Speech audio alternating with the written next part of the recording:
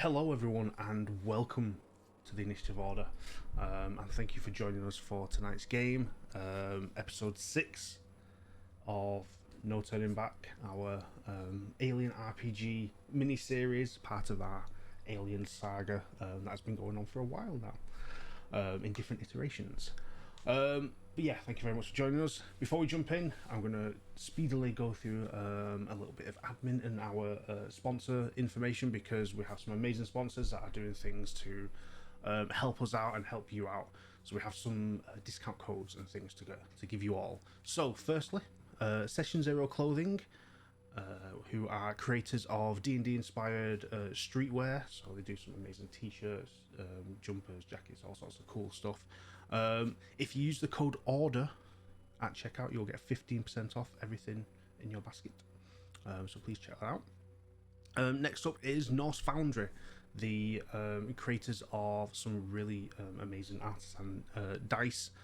Everything from different types of woods and metals and stones. If you use the code TIO15, you will again get 15% off at checkout.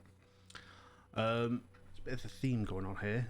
Next up is UO Dice, Umbral Oculus, our very own Taryn of the Initiative Order, DM of June, which is next Sunday, and previously of Far Realms, is an amazing custom dice maker. If you use the code initiative on her Ko-fi, you'll get 10% off the full set of dice there, and she makes some amazing custom dice. So please check them out. And then finally, Mithril Armory, who have been amazing sponsors of the Initiative Order for a while now, with gifting us items for giveaways and discount codes and everything, and they have a new Kickstarter coming very soon for their Morningstar dice, which are really cool. But if you use the code initiative again at checkout, you'll get 10% off their dice store as well. So please check them out. They do the tin 20s, they do the sketch dice, so you can make your own custom dice there, and they do some really nice streetwear as well. They do some cool t-shirts and stuff, so please check them out. That's it for now. That's our sponsors. So, because my players are super excited to play this session this evening, we'll go around and do some introductions for everyone. We are a player down, by the way. Bray with a brick, our Law Whitaker, our mechanic, died last session. Character died last session. She's in chat. She's fine. But her character died, so she's not here. That's all. But anyway, let's go around the table and introduce everyone. So on my screen, we will go with M. You're first up. Well, hello. I am excited to be back. No, I'm very excited. And Laura's here. She's all over my face at the moment. So that was for Taylor. Anyway, hi, I'm Em. I'm the partnerships manager for the Initiative Order, which is fun. I love it here. Even when Danny's brutally murdering us, I'm around the TTRPG space doing lots of fun stuff. You can find me on Instagram and Twitter at Emily Irv, and on Twitch, as Office Goth, where I stream and sometimes put blood on my face and do lots of other fun things. But yeah, Danny, please don't kill us. It doesn't even feel worth asking anymore. We'll see. Next up, Bree, you're up. Oh, hey, that's me. Hi, guys. I'm Brianna, but I go by Utahime on the social medias. I am a cosplayer, occasional streamer on my own channel. I promise after my move, I'll get better. I promise I'll be back instead of just being on everyone else's channel. And also, too, as you guys know, I'm a huge TTRPG enthusiast and I perform. So if you want to see all the shenanigans I'm up to on a weekly basis, be sure to follow me at Utahime, Utahime cosplay, and at Brianna DeCoster on Twitter. And tonight I'm playing my beloved Beatrice, or as everyone knows her, B, Kiddo, who is definitely wrecked emotionally after Selena just left her there to just think about her father's actions, not her own. Yeah, she's kind of going through it. So we'll see if during this emotional tirade, if she happens to get snatched by a xenomorph. I don't know. We'll see. Let's find out. Who knows? Who knows? And on that note, Cynthia, you're up. Hey, yeah, I'm the one who provided the emotional damage to B. I'm Cynthia Marie. You guys can find me on the social medias, Twitter at CynDancer or Instagram Cynthia__Marie. I am a retired cosplayer. I am a TTRPG enthusiast, and you may have found me on a little vampire show. If you haven't, just go look up a vampire show on wherever. You'll probably find out who I am. At any rate, I do a bunch of other stuff too, and too much to name and list because it's just long. So just find me on the socials. You'll find out what I'm up to because I'm up to something usually. But today I am up to trying to survive xenomorph shenanigans as your fearless captain, or rather your reckless captain, Selena Spiderling Cortez. So let's do this, I guess. The excitement is palpable. And finally, Taylor. Hello, I'm Taylor, also known as the Barbarian Barbie. I forget to talk about who I'm playing literally every time we play, so before I forget, I am everybody's favorite psychotic medic, Lydia Farrow, who, if you watched me in the last Alien iteration that I played, is not a real trained medic. She just thinks she is and has convinced everybody else that she is. So I'm not a professional. The sutures are covered in rust and probably someone else's blood. Enjoy.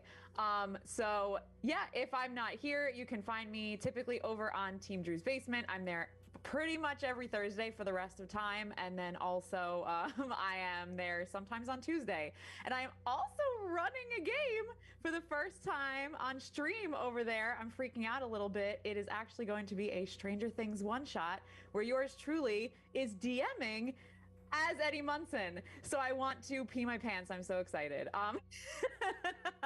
That is where I'm at. Yeah, we'll talk later. All right, I'm scared. Bye. Amazing. And I'm Danny. Check for traps on the social media and all the places. You'll find me here on the Initiative Order, occasionally running games and doing stuff in the Discord. Speaking of which, because we have to plug our Discord because it's an amazing place. If you enjoy what we do, if you want to hang out, come join our Discord community. It is a massive hub of activity. Everything from conversations about gaming, anime, pets, reading books, all sorts of stuff. But we also run community games as well. They are free to play to anyone that wishes. We post them each month, and it's a first come first serve. You get a seat at the table. We provide everything you need to play the game. Everything from newbies to experienced players are welcome, by all means. And we have a lot of cool games this month. And I'm actually running Alien again tomorrow in a community game. So if you want to play, I've still got a couple of seats. But anyway, with that being said, things have happened. The group is slightly smaller than it was previously. Slightly more scared, confused, terrified, bloodied. But as always, you know, they have to keep pressing on with their mission because there is no turning back.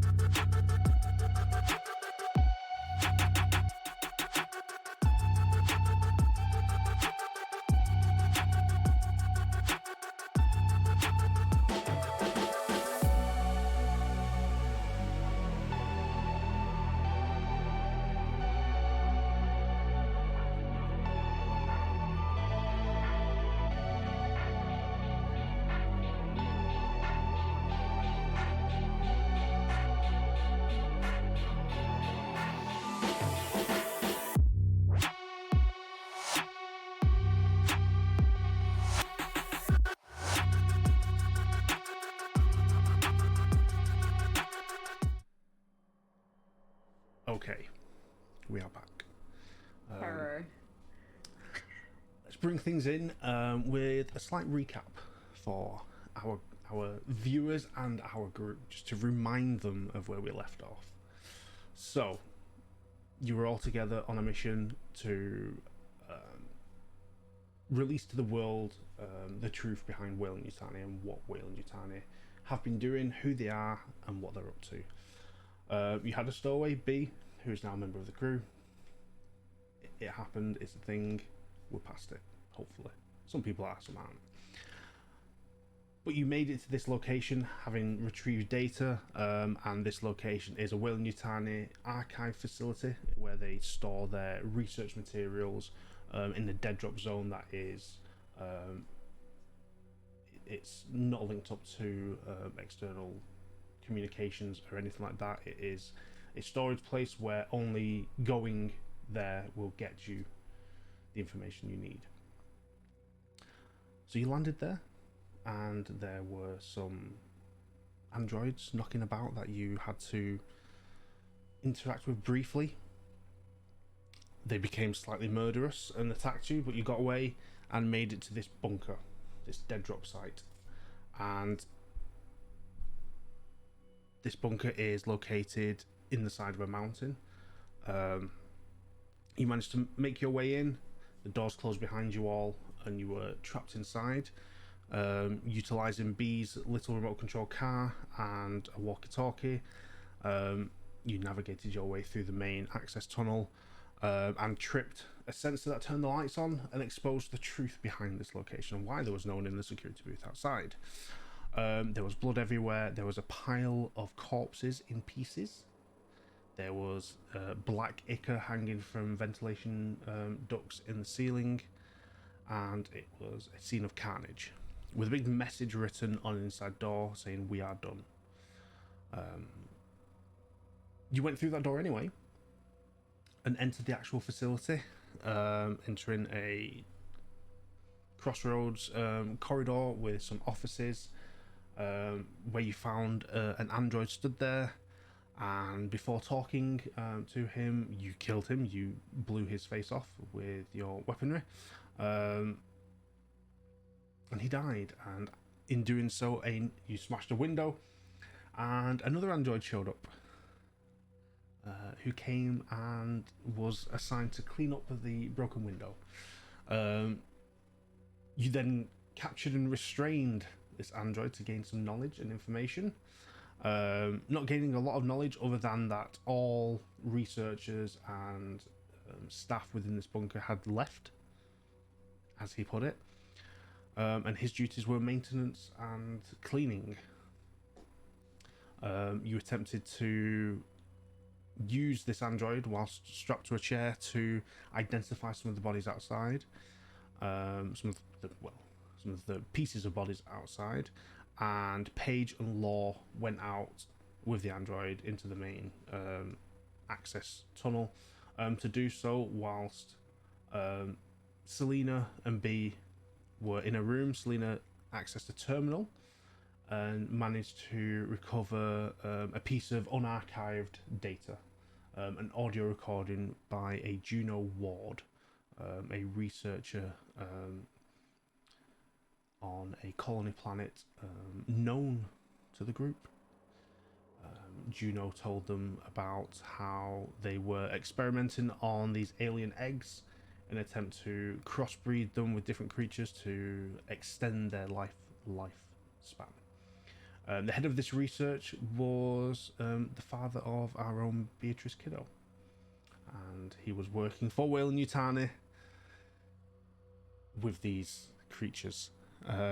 Selena listened to this, realizing that the father of her crewmate was somewhat directly involved in the manufacturing of these creatures and the ultimate death of her mother and crew. There was a confrontation, which didn't go well. Emotions were high and friendships fragile. Lydia was kind of hanging out outside at the time in the corridor, and just waiting around Just chilling. Just Just real chilling, casual, like. yeah, just real hanging out. casual chilling, eavesdropping on the conversation, which did end in an apology, as I am being told. But that's not the main thing that happened. The main thing that happened was whilst Paige and Law were with the android in the corridor, two large black creatures, 7 foot tall-ish, elongated heads, tails, long claws, dropped out of the ventilation ducts and rushed the three of them. Luckily, Paige managed to get a couple shots off on her smart gun and dispatch one of these creatures, but was not fast enough to deal with the second that made it past Paige, jumped at the android sat in the chair, gripping onto his head for leverage, and headbutted Law, ripping the android's head off.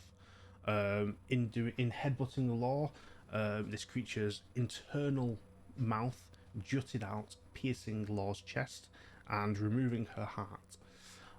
Law collapsed into the floor as this creature then darted past into the corridor where Lydia was stood, and as Selena had stepped out of the room where she had her confrontation with B, this creature ran past down a corridor that was open where the android had initially come from. That's what happened. As this creature ran away, Lydia took chase. So, to set the scene, Paige, you are in the main corridor next to a pile of corpses, a decapitated android with Law dead in your arms with a hole straight through her chest. B, you're sat on the floor in an office, currently crying. I believe that's where you left things, and having seen this black shadow just dart across the window and past everyone and seeing Lydia kind of turn and just run towards it. Selena, you saw this creature run down a corridor and out of eye line, and then Lydia is giving chase behind you. Lydia, you're running down a corridor on your own after this large creature. So that is where we are at. I will remind you all, you do have communications, you do have radios to talk to each other, but that's where we're at. So to start off, Lydia, as you're the one in most mobile at the minute, this corridor goes on for maybe 30 to 40 feet and then takes a turn to the right, which is where this creature has darted to, and you're maybe 20 feet away from this turning currently. Are you just continuing to run after this creature? So what I would like to do is, if I can like duck around the corner before I actually continue all the way around and see if I can shoot at it from where I am. Okay. I would like to do that. Okay, make me a mobility roll, please. Mobility. Just to see if your speed is enough to keep up and keep I this have thing so in many your vision. stress dice to roll. Yes. Okay, that's one success. Cool. Okay. So I'm gonna say you're fast. You're quite an athletic person when you're not blind drunk trying to forget things. So yeah, you do manage to get to that corner and kind of spin around it in a readied position with your weapon, and as you do, you see this creature is climbing into a shaft that is attached to the wall at ground level. It's about maybe 2 foot high square shaft on the floor, and it is scurrying into there. It's about halfway in, so you can take a shot at it if you wish. Yeah, Lydia's gonna hold up her pulse rifle and just go, "No, you don't, bitch," and shoot at it. Okay, that'll be ranged combat. Okay, here we go, baby.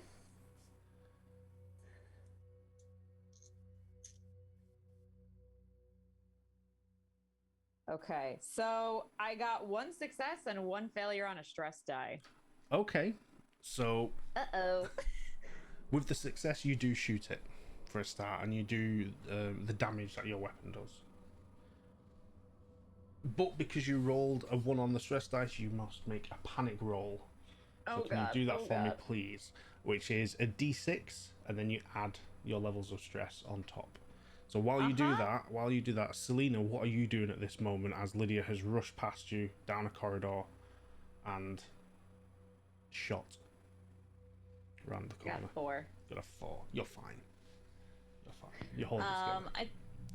I think I'm gonna go grab Kiddo, head over to the office and kind of have her duck, and we're gonna hide out in the office for a second so I can kind of regroup and figure out what's going on. B, stay calm. Just heard some gunshots.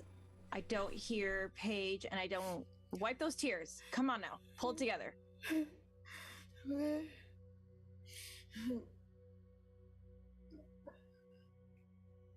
Really? Yes, Captain. It's gonna be okay. Okay. We're gonna get through this. What's going on? I don't know. There were gunshots that happened. I don't hear Paige, and I don't hear Lore.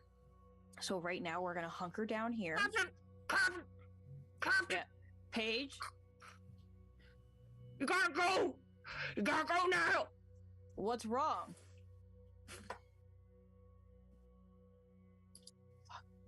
Okay. Are our comm systems like everyone can hear everything that we're all saying? You're all on the same channel, so yes. Okay, so after I hear Paige, then I'll hop up. I got one. I shot it. There's one here. Where's B? Don't let B out of wherever she is. Do not let her move.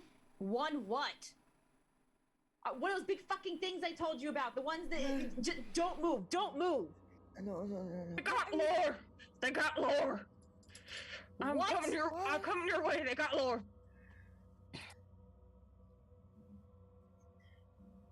B, I need you to stay right next to me the entire time. If something happens to me, you run. Do you understand me? No, I don't need a I need yes, ma'am. Yes, ma'am. Okay, I need you to shake it off because I need you to think.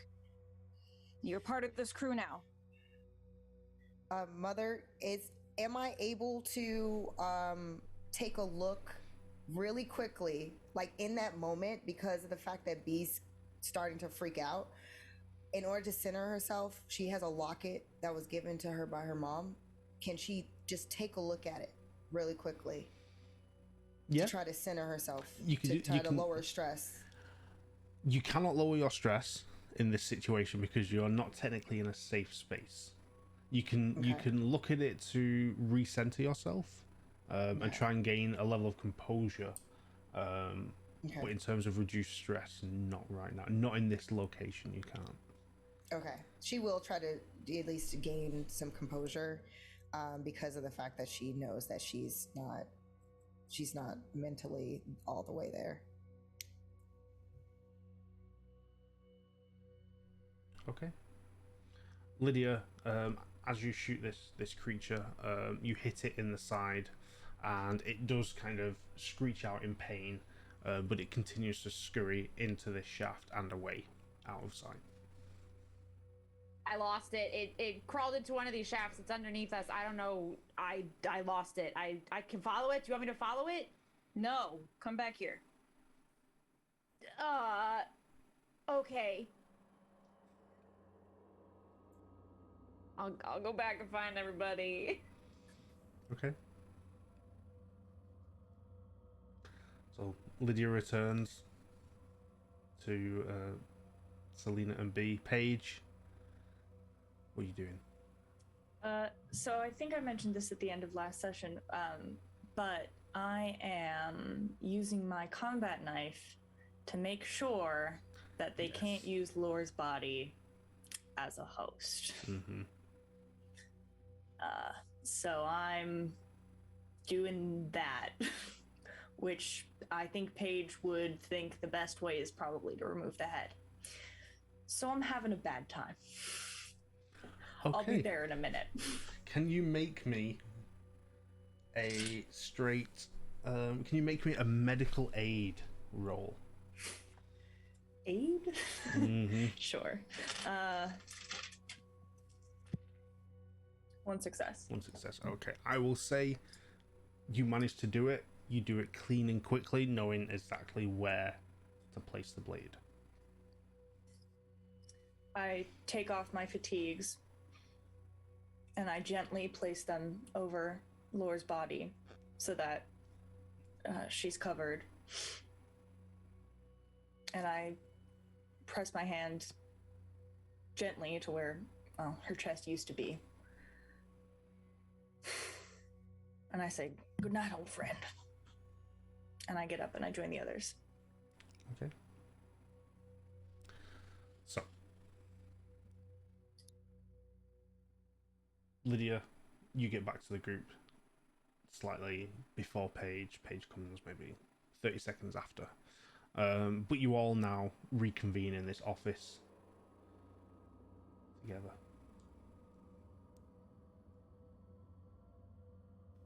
All right. How many were there? Wait, where's Lore? What do you mean it got Lore?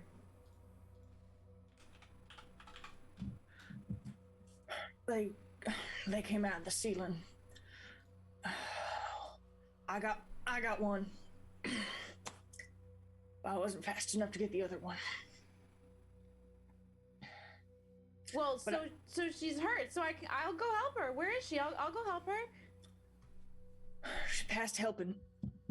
I just needed to make sure that they couldn't use her for any of the evil shit that they're doing here. We gotta go. What's the plan, Captain? I don't want to leave her. I want to help her. I want to go help her. I'm gonna Lydia, try to we don't go down the hallway that they were in. I will try to stop Lydia. Contested strength. Go for it. Yeah. Both make strength rolls. Oh God, my strength is really bad. Where is it? There we go. Okay. That is 1 success. 1 success. Okay. Selena, you now see Paige and Lydia kind of grappling each other by the door, but neither are making any headway. Enough, both of you. Please, can we just reconvene for 2 seconds here? Yes, Captain. Lydia, Lore's gone. Get over it. We will figure this out later. Right now, I need all of us to get out of here fucking alive, okay? But what if she's not? Maybe I can do something. I should be able to do something. Paige, is she dead? Right? She's dead. No, she's not. No, she's not. I can go help. Please let me go help her. Please let me help her. He will go over and hug Lydia, like give her like the biggest hug on the lower half of her body, because I think that Lydia's taller than B. I'm pretty sure, because B's like... I'll hug B. Okay. B just buries her head and starts sobbing into Lydia. Okay, we'll be fine. We'll be fine. We're gonna be fine. We're gonna be fine. Paige, there was 2 of them, you said, correct? Correct. You did. I shot one. I don't know if it's one of the ones that came from where you were.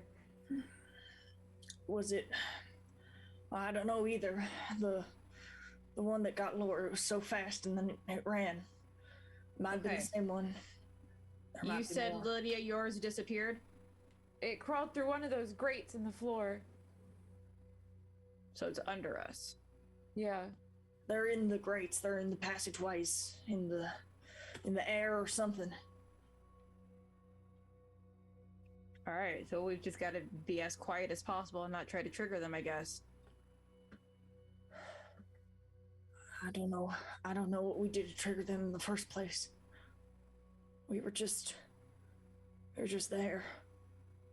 Listen, I've done this before. They sense everything. They can probably smell us right now. They know exactly where we are. They're not stupid. I'm scared. I'm really scared. Me too, kiddo. The best thing that I could think of is going back towards the entrance or the exit that we came from, but I feel like that's not a sound way to do this because it locked behind me. Did you find a map or anything in the console? Any other way out of here? I'm gonna go back to the computer and see if there's a map in it. Yeah.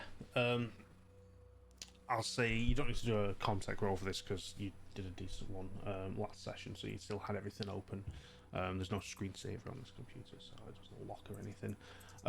You have a look through the files in there, and after a couple of minutes searching, yes, you do find there is a very basic blueprint of the facility. It's nothing like crazy. It doesn't show you the ventilation shafts. It's just kind of a basic, like almost like a visitor's map. It just kind of shows you the basic layout. Is there another exit away from where we started and closer to where we're at? No. There is another exit. It does direct people that there is an emergency evacuation point, but it is on the other side of the complex. So basically it's one way right now. It's either go out the door you came through, or go further into the facility, continue with your original plan and mission, and get out the other end. Yeah, no, I'm aborting mission. Getting out safe. As safe as possible. So I guess going back to the other door is best.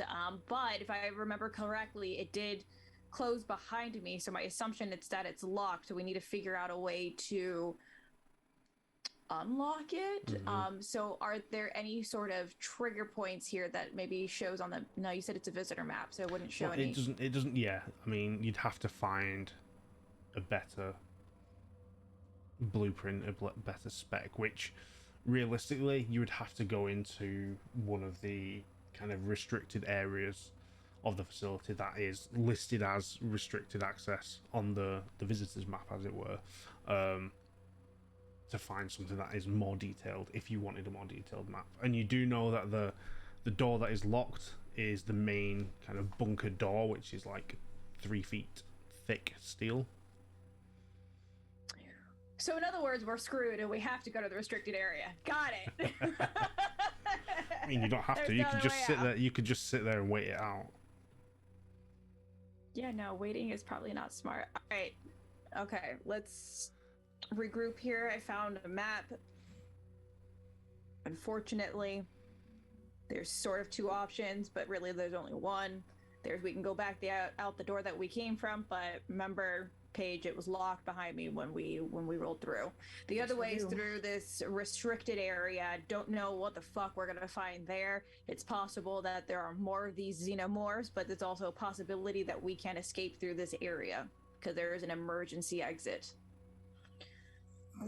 Shouldn't we get Laura's stuff in case we need her tools?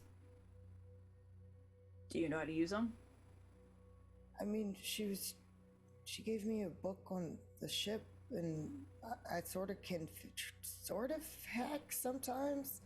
I don't know if I can get it open, but I mean, it's worth a shot. It's worth to have on us at least. You guys have 3 minutes. 2 minutes. No, just me. I'll go get them. I know where she is, and I don't think you should see it be. I'll be right back, Captain, I promise. 2 minutes, Paige. Tops. Yes, ma'am. And I'm gonna go back and try to get Laura's tools. Okay. Whilst you head back, what's everyone else doing? I'm gonna kind of stay behind Paige. I don't want to completely follow into the next room, but I'm just gonna cover her with my rifle out just in case I hear something. Okay. I'm gonna start looking out the other way to start trying to forge your path. I know it's relatively dark, but trying to get a sense of what's over there. Okay. So we'll turn to Paige for the moment. You head back out of this kind of foyer area of this facility into the access tunnel where you came from, and back over to Laura's body, where you find her still where you left her, with her things where they lay.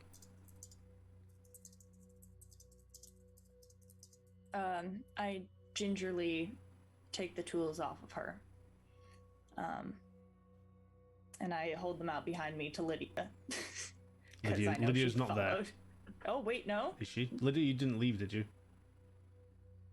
So I'm far enough behind where I can't see what's going on in that room, but I'm close enough to Paige where if I can hear something around her, I can shoot at it, if that makes sense. Right. Gotcha, all right. Then I'll grab the tools, and I'll go back. Okay. You do so. Nothing happens. Here you go. Treat him like she would have. I will. I give B a little pat on the face. But my hands are covered in blood, so there's a little blood on your face now.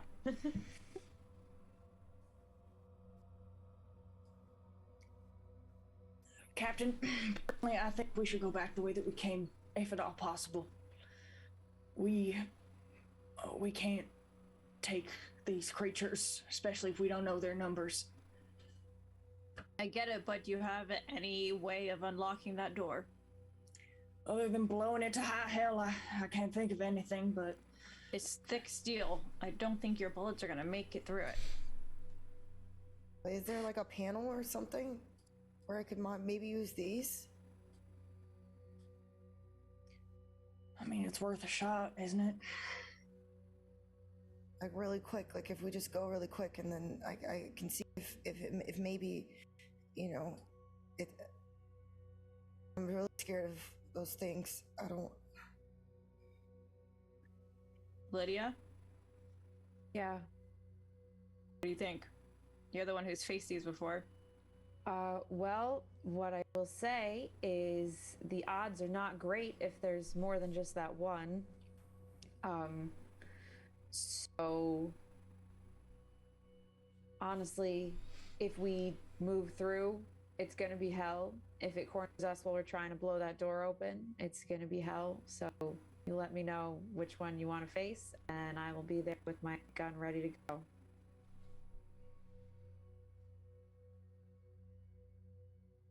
I feel like if we were to get to the emergency exit, we have a better shot than trying to retrace our steps and not being able to get through that door, because that means that we have to traverse double back. If we go to the computers, is there like another mother type computer system in here? So there might be, but you have not been able to gain access to any sort of full kind of internal supercomputer. Okay. All Selena's managed to get access to is the terminal itself, which is like it's a really shitty office computer, sort of Dell setup. Sorry, Dell, but the crap. Wow. It's just one of those really basic towers that's good for data entry, nothing much else. Are there any sort of key cards around that maybe was left on the table? So you do have a key card that was taken off one of the corpses that got you access in, and it will get you access further into the facility as well. And then out of curiosity, the artificial intelligence kind of running off of the idea of trying to find a terminal, do I know what controls them? Is there, because we met them outside, right? We understand that they are controlled by an external computer of some sorts. Do we know, A, what that looks like, and B, is it anywhere near us? So the ones you met at the fake farming colony were controlled by... At first you weren't sure because it was an empty room that they were in. But when everything kind of went a bit haywire and the sirens started going off, the mast that had the sirens on also had a transmitter. So you can kind of gauge from that the ones on the colony were controlled via a wireless signal that would update their orders. These ones internally, there would be again some central computer that would be telling them what to do. Yeah, what happened to the one that was fixing things again? He had his head ripped off. Right. Got it. Okay. But Just check it. you do know that they have a chip in their wrist, which is what they use to scan through doorways. And his body's still in the tunnel. We have Laura's tools. Mm-hmm. Ladies, gents, everybody, idea. The AIs have a chip in their arm, correct? That helps them scan. That's what I've heard. And we have Laura's tools. Think we can just rip off the arm with the chip and see if we can get through things faster? We can try. It's a shot. I just don't want to run into any more locked doors. Yeah. All right. You think you can figure that out with the tools? Yeah, I think so. All right. Okay. And he's gonna head over and then try to basically, even though she's not skilled at necessarily dismembering a android, but she's gonna try to at least do what she can with her boot knife, because she doesn't have a real combat knife, so that's not gonna get through much. But she's gonna try to, based on the positioning. Mm-hmm. Paige would be coming with her, and once she sees you struggling with the knife that you have, she wipes off her combat knife and hands it to you. And if it helps, I can kind of direct B based on knowing human anatomy, where you would cut potentially on an android to match the stature of where a human arm would connect to the shoulder and all that good stuff. Medical shit. And she's gonna try to use some of Laura's tools as well to try to get this thing. Okay. So, which can I just double check which android are you doing this to? Oh, because the other one was near where Laura's body was. Yeah, right? there's the one. Yeah, no, it's the one in the Okay, room. yeah, that's fine. I just need to check that. Yeah. So make me a survival. Okay.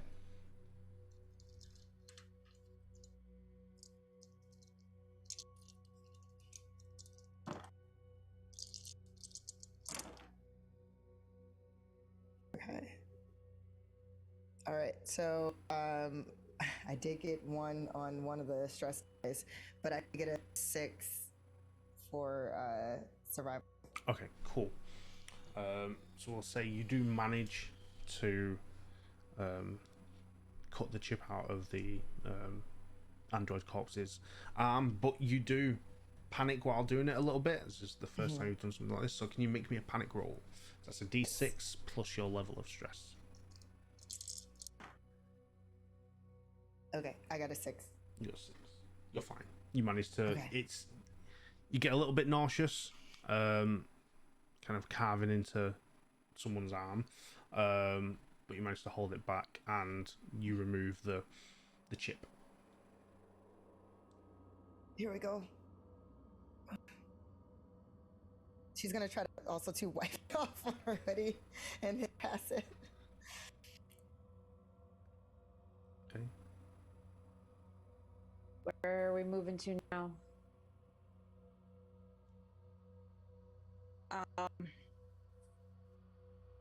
Let's go down the other side of this corridor. Okay. All right. Everybody on red alert here. Everybody have weapons out, weapons hot. Yes, ma'am. And if anything goes belly up, you run. These even work on those things? They do. Okay. I got one, B. You can do this. Okay. I'll remember what you taught me. I know you will. I know this might sound like a crazy idea, but the faster we move, if we just want to set things on fire, as we go. Oh, Set wait. the whole place on wait. fire. We can put a grenade onto my car and then blow them up. That's actually pretty genius. Let's hold that thought until we get at least to a first door. I'm going to wait until Selena turns around and isn't looking anymore, and I'm gonna slip B one of my grenades from out of my belt.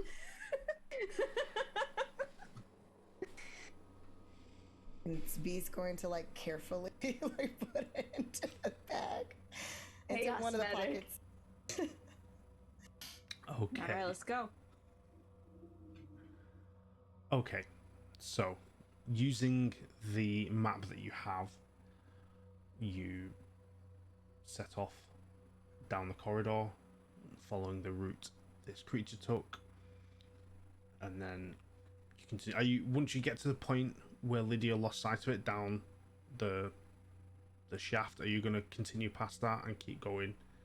Yeah, I would let them know that that's where I saw it last, and that's where it escaped to, and then whatever everybody wants to do at that point. Is there any sort of like furniture around while we're walking by? Any sort of what? Sorry. Furniture, boxes. No, it appears to be quite a clean, minimal corridor at the moment. Damn, because I was gonna try to block the grade while we pass it. Yeah. Unfortunately, you don't see anything. All right, let's keep moving. Okay. So, and where is it you intend to go? Is it to try and get to a restricted area, to try and gain further knowledge of an exit route? Yes. Is that the current plan? Yes. We have aborted the mission. Mission is to get the fuck out of here. Okay, fair enough.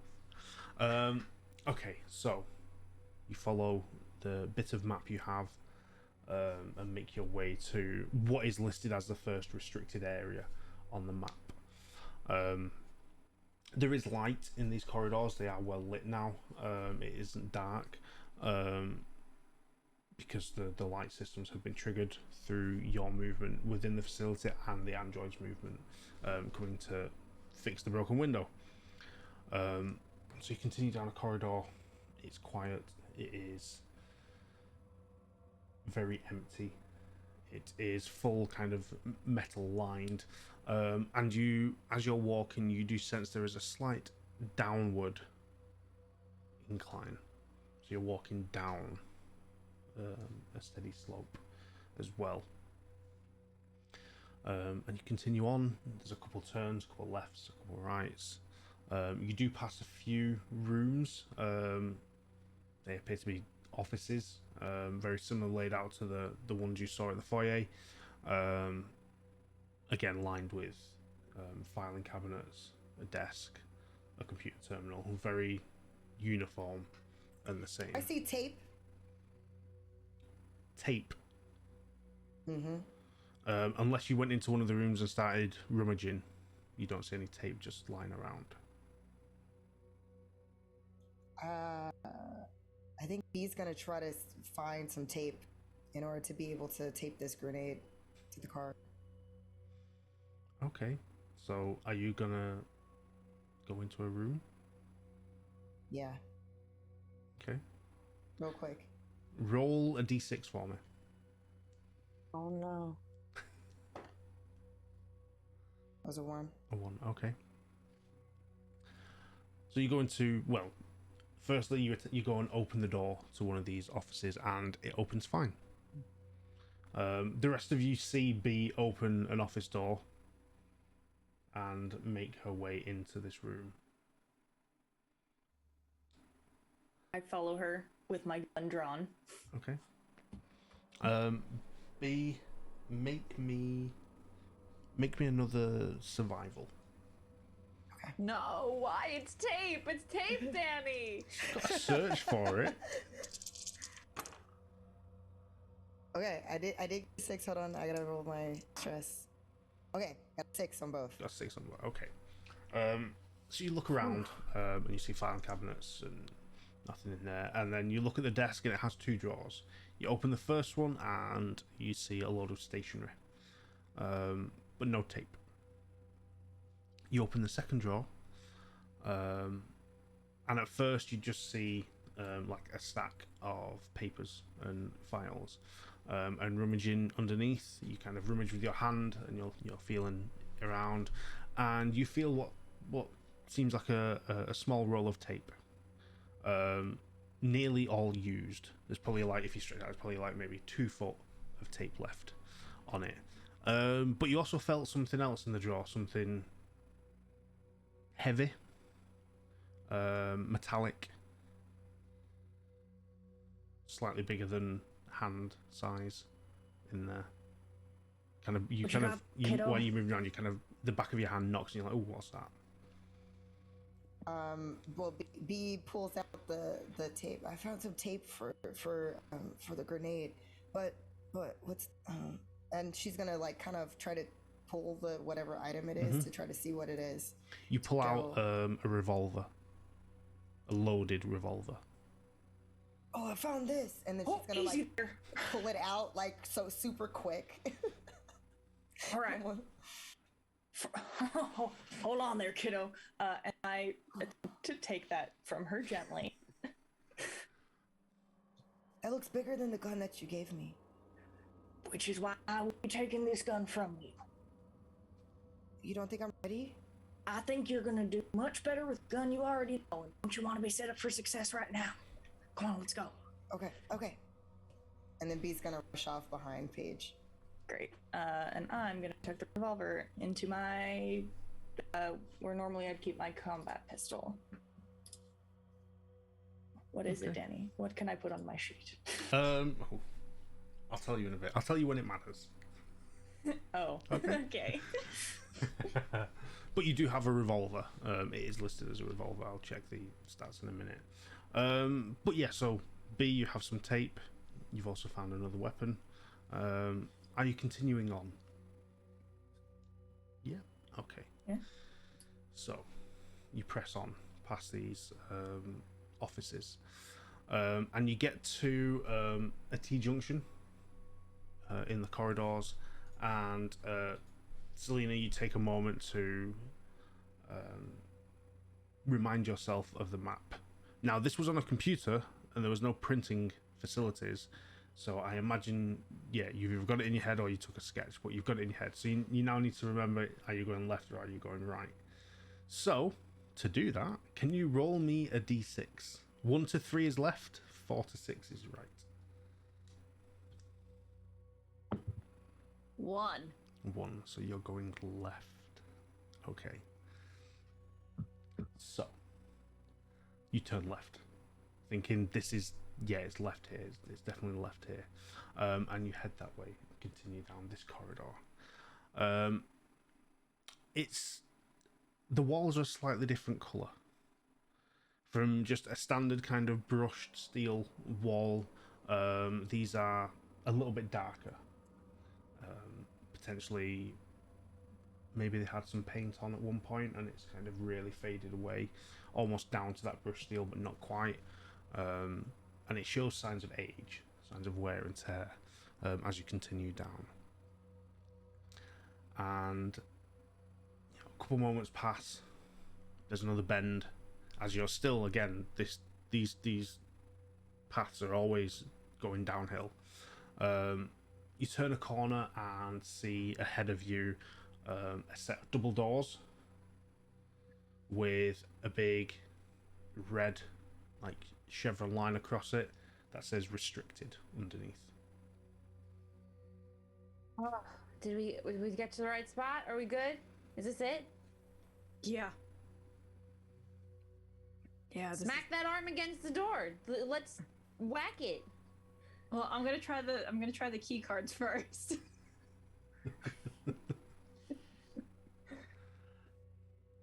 So yes, there is a access panel on the wall with the little touchpad for a key card. Swiping. You swipe the key card, and for a moment Nothing happens. And then you hear an audible ding, and a little red light pops up on the keypad, and you hear a click on the double doors. I stand back and I put my gun up. Okay. I follow suit. Okay. Yup. Yep. Okay. So the four of you point your guns at this set of double doors, and nothing happens. I would just like it to be known that they're all facing the double doors. I'm gonna face the other way. Okay. Smart move. But yeah, you do this. Nothing happens. What the fuck? We push them open. If like two of us are on one and two of us are on the other, what if we like just put our hands on it and shove? Was there any like sort of like pressurization? Like, does it sound like the door's struggling, or it just didn't open? Period. You just heard a click. All right, slam that arm against that keypad. Really quick, B's gonna look up. Are there any grates above us? There is. Do I see anything? Like, cause she's, B's always pointing the gun like in the wrong direction. Make me an observation roll, please. All right. Oh, this is, oh god. Okay. All right. Here we go.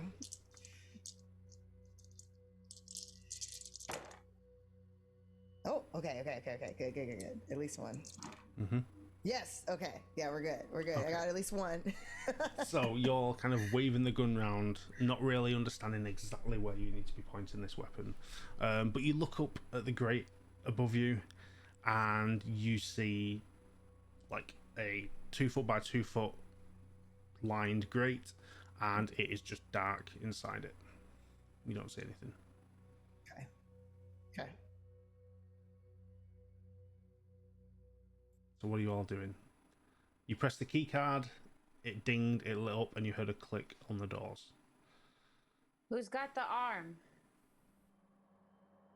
Kiddo, it's your time to shine. Right here. And then she's gonna sling it out of the bag, and then like, because it probably still has a little bit of weight on it, she's gonna like kind of struggle to like try to slam it against the wall with both her hands.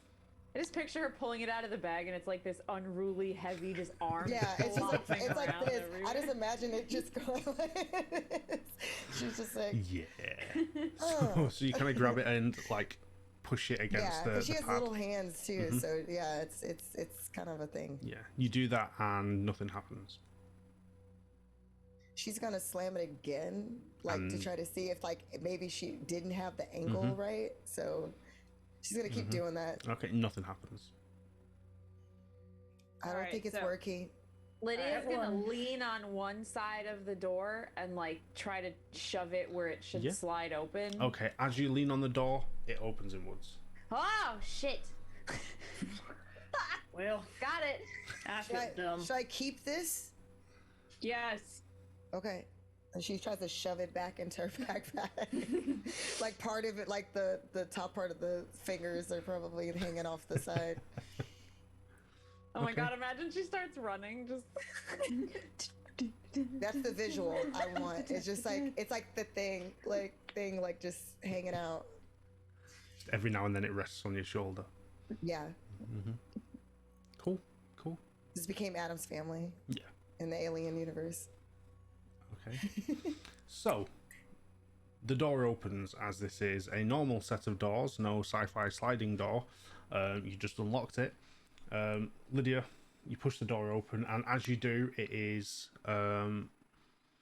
not dark on the other side of the door,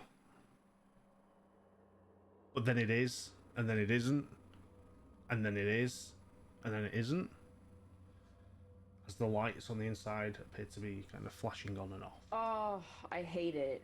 Okay. I'm gonna put my shoulder lamp on to try to get more like consistent light. I follow suit. Okay. So you have consistent light from your shoulder lamp, but the issue is it's still the flickering of the lights is still very distracting. at the same Like time. a strobe light. It's not as fast as that. It's slow enough to be almost manageable, but not quite. Did Laura have a flashlight by chance? She did. Yeah, B's going to go through her, like she probably would have already went through her stuff, so she's going to pull out a flashlight. But she is going to kind of like along the ground, because the fact that we saw the grate that was beneath us, in addition to like we knew that they came down from above. B, because she's lower to the ground than probably the rest of the crew, is going to kind of flash it, kind of like to try to see if there's any more grates, and kind of like also keeping an eye on the ground. Yeah. Are you doing that as you enter this restricted area? Yeah. Okay. Yeah. So you go in, and it is another corridor at this point, but it's a bit wider. But there is a left, like there's a T-junction, but it's left, and straight ahead, just in front of you, and that's like a double wide corridor to the left.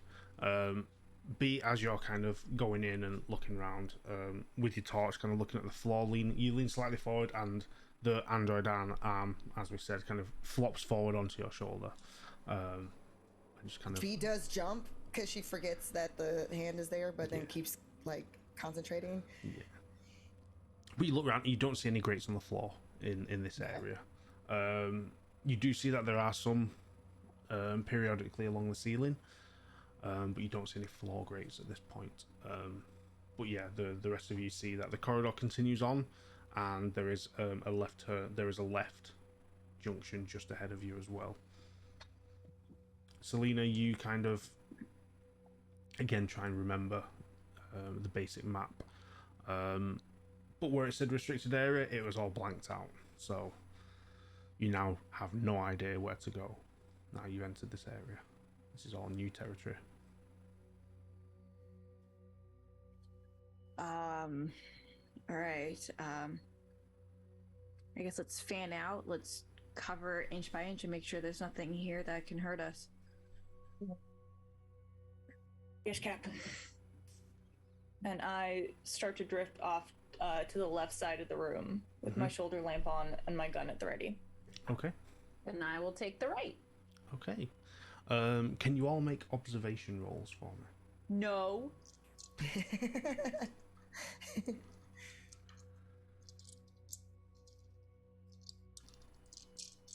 Ooh, cool. Oh, nice. No successes, but also no ones on my stress die. Okay, I got 2 successes, but I did get a 1 on my stress die. I got 1 success and 1 fail on a stress die. Okay. Same as Lydia. Okay.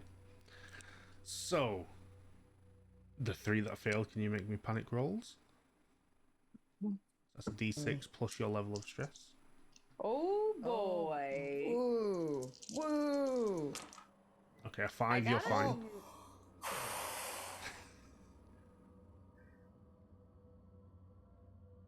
You got a 9. I got a 9. I got an 8. What does that do?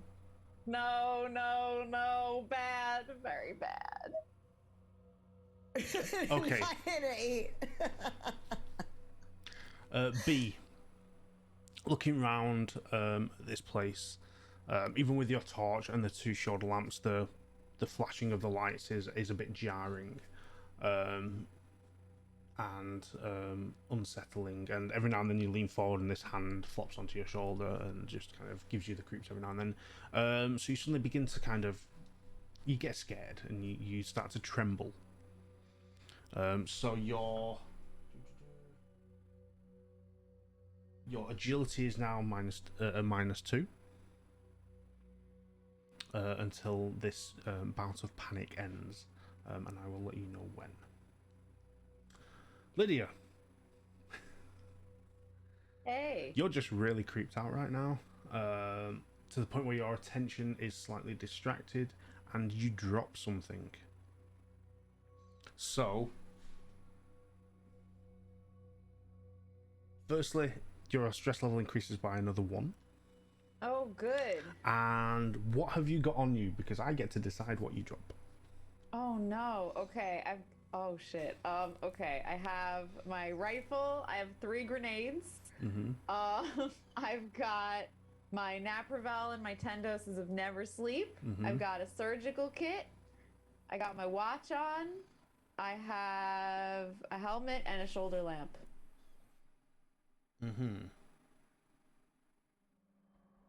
Okay, I'm gonna roll. So I know what you're gonna drop, but I just need to roll. Oh my god, if I drop a grenade, please. So here's what happens. You move forward away from the rest of the group, and you're looking round. But you know, you gave B a grenade already. You took one out and gave her one. But when you did so, you're trying to be sly and sneaky, and you didn't exactly fasten up the pouch that held the grenades properly. And another one slips out as you kind of spin round with your gun. Do I notice? You do, because you feel a slight tug on your combat armor as the pin catches, and the grenade falls to the floor, rolls ahead of you, and then explodes. So, luckily, with the momentum of your spin, it rolled out of range to actually do any damage to anyone. But you all stand around as you all take a point of stress at this point, as a grenade explodes ahead of you in this corridor. It blows, and you all kind of, for a moment, are stunned, and you're just stood there going, what the fuck? And then, unfortunately, you trigger an alarm. Oh man! So the alarm goes off, and you now have a flashing light, an alarm going off, and then you hear like the alarm kind of goes like really distorted for a second, and then the alarm shuts off. And then you all hear from behind you a sound. As the 2 double doors behind slowly start to push open. And that's where we're going to take a very quick break. So, before we continue, we're just going to have a minute just to top up our drinks and, you know, go to the bathroom. So yeah, we're going to take a quick 5-10 minute break, and then we'll jump back into things. So please stick around. You know, hydrate, come back. And the dice tell the story, right? Yeah, they do. And we'll be back in about 10 minutes. So, see you then.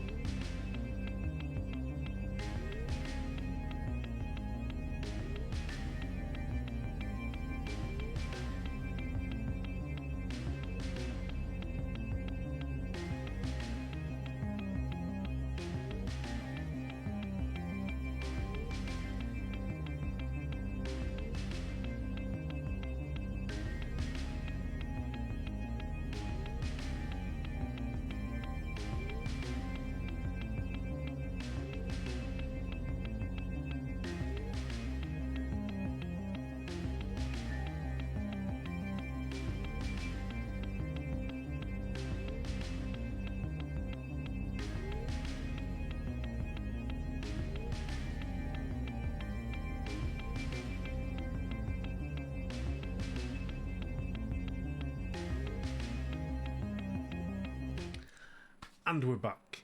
I hope everyone is hydrated at home, as we are here and raring to get back into things. So, for those that may have just joined us, a quick recap. Following the death of Law in last session due to two creatures dropping from a vent in the ceiling, one being gunned down by Paige, the other one managing to kill Law and run past the rest of the group.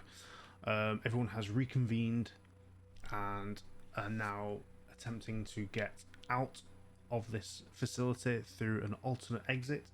But to reach that exit and find out exactly where it is and how to get out that way, they've had to venture into a restricted area to find out if there are any maps, blueprints, or anything in this section that will help them get out. So, they ventured through the doors of this restricted area. Having gotten through, and started searching around with the flickering lights in here. Panic ensued, and B began to tremble uncontrollably. And Lydia accidentally dropped something. Lydia dropped a pencil and everything is fine. Yes. If only. A grenade had fallen out of Lydia's pouch, having previously given one to B, to the child, that would then at some point potentially strap it to a remote control car. But the one that fell out of Lydia's pouch got caught on its way out, removing the pin, and it rolled across the floor and exploded. In doing so, it triggered the alarm in the area, which caused a lot of noise. But luckily, said alarm died very quickly. But another sound was heard behind the alarm and behind the group, as they heard the screech of a creature. Something like this. And the double doors to this restricted room slowly begin to open. And that's where we left off. So, what are you doing? Hearing that noise, I whip around with my gun, and I am just gonna fire it. Yup. Okay.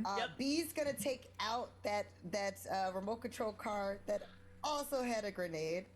You hadn't strapped it to it yet.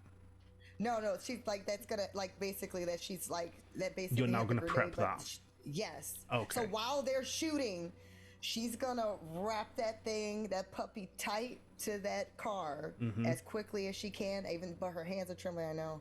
I don't know if I need to roll for that, but yeah. Okay. I'm looking for the next exit. Okay. Yeah, Lydia's gonna like hold her hand back for B and just. How big is this pulse rifle? It's like massive, isn't it? I mean, a pulse rifle's about like that big. Okay, so she'll like put it up It's like against her shoulder it's a proper so that she can. full rifle. Yeah, so she can like hold her arm out for B and she'll keep it up against her shoulder. We'll deal with the recoil, whatever. But B, keep your head down. Just don't look, all right? Just don't pick your head up. Okay, I'm getting the car ready. I'm getting the car ready. Okay, so let's see here. I need, because we'll do this all at the same time, Selena to do another observation to try and find the room. I need B to do a comtech roll, and Paige and Lydia to do a ranged combat roll. And I need to ask a question, something I briefed you on earlier. Will you be using the full auto aspect of your weapons? Can I, before I shoot, look and see if this is the one that I already shot? Like, is there damage to its side? At this moment, you can't tell, as it's like the doors are just kind of opening and it's coming through. Okay, I'm gonna save that full auto for now. I'm just gonna shoot regularly. Okay. Not me, I'm going full auto. Okay. Ooh, that's 2 successes. Okay. I rolled 3 successes on my gun, and I did not fail any of my stress die. And I even added another one, just for you, Danny. Thank you very much.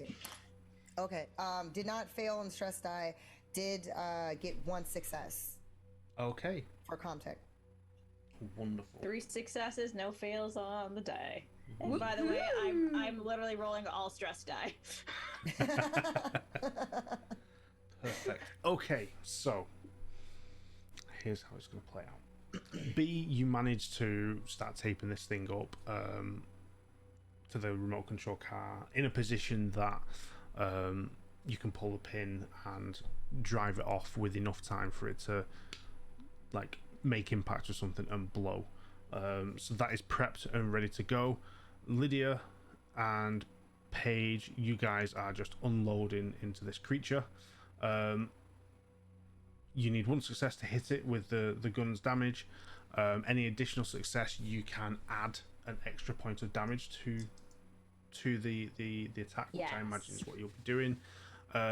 And Selena, you managed to spot that there are 2 exits from this area you're in. So you're in like it's a straight with a junction coming off the side. If you go straight on, there is another double door there. From the position you're in, it doesn't look like it's a door that requires a key card. It'll just open. And to the left, you can go that way as well, and there's another double door at the end there that again doesn't appear to require a key card. All right, I'm gonna hold my action, so knowing where I want them to calm down, and then we can figure out where to which door to go next. Okay. So Paige and Lydia, how much damage do you guys do to this creature? I hit it twice with the pulse rifle. So what's the damage on your pulse rifle? I have no idea. See, that should be on your character sheet. All I have is that I have a pulse rifle. My damage is 3. Your damage is 3 plus any additional successes gives an additional +1. Okay, and since I'm doing full out, so I get to fire for all my successes then, correct? So the way it works is every success does the first success does damage to the creature. Every additional success would can hit multiple creatures. Because you're unloading all into this one, I'll say the next one will be full damage as well, but then anything beyond that would be classed as a stunt, so it would be a single point of damage for this. So how many successes did you get? 3. 3. So it would be 2 lots of full damage and then an additional point of damage. So that'd be 7 points of damage. Yes. And the pulse rifle, oh, where's that going? Let's get back to the page. Check all this. Oh, I'm going the wrong way. I think it does 3 damage as well. Pulse rifle. 2 damage. 2 damage. Okay, and I got 2 successes, so that'll be 3 points, right? Yes. Okay. Cool. So in total, that's 10 points of damage that hits this creature. So B, you wrap this grenade to the car and pop it down on the floor, ready to grab the controller and send it off. Selena, you've now spotted the exits and you're like in a hold position, ready to either start shooting with your gun or start moving. The two of you watch as Lydia and Paige unload into this creature and completely annihilate it.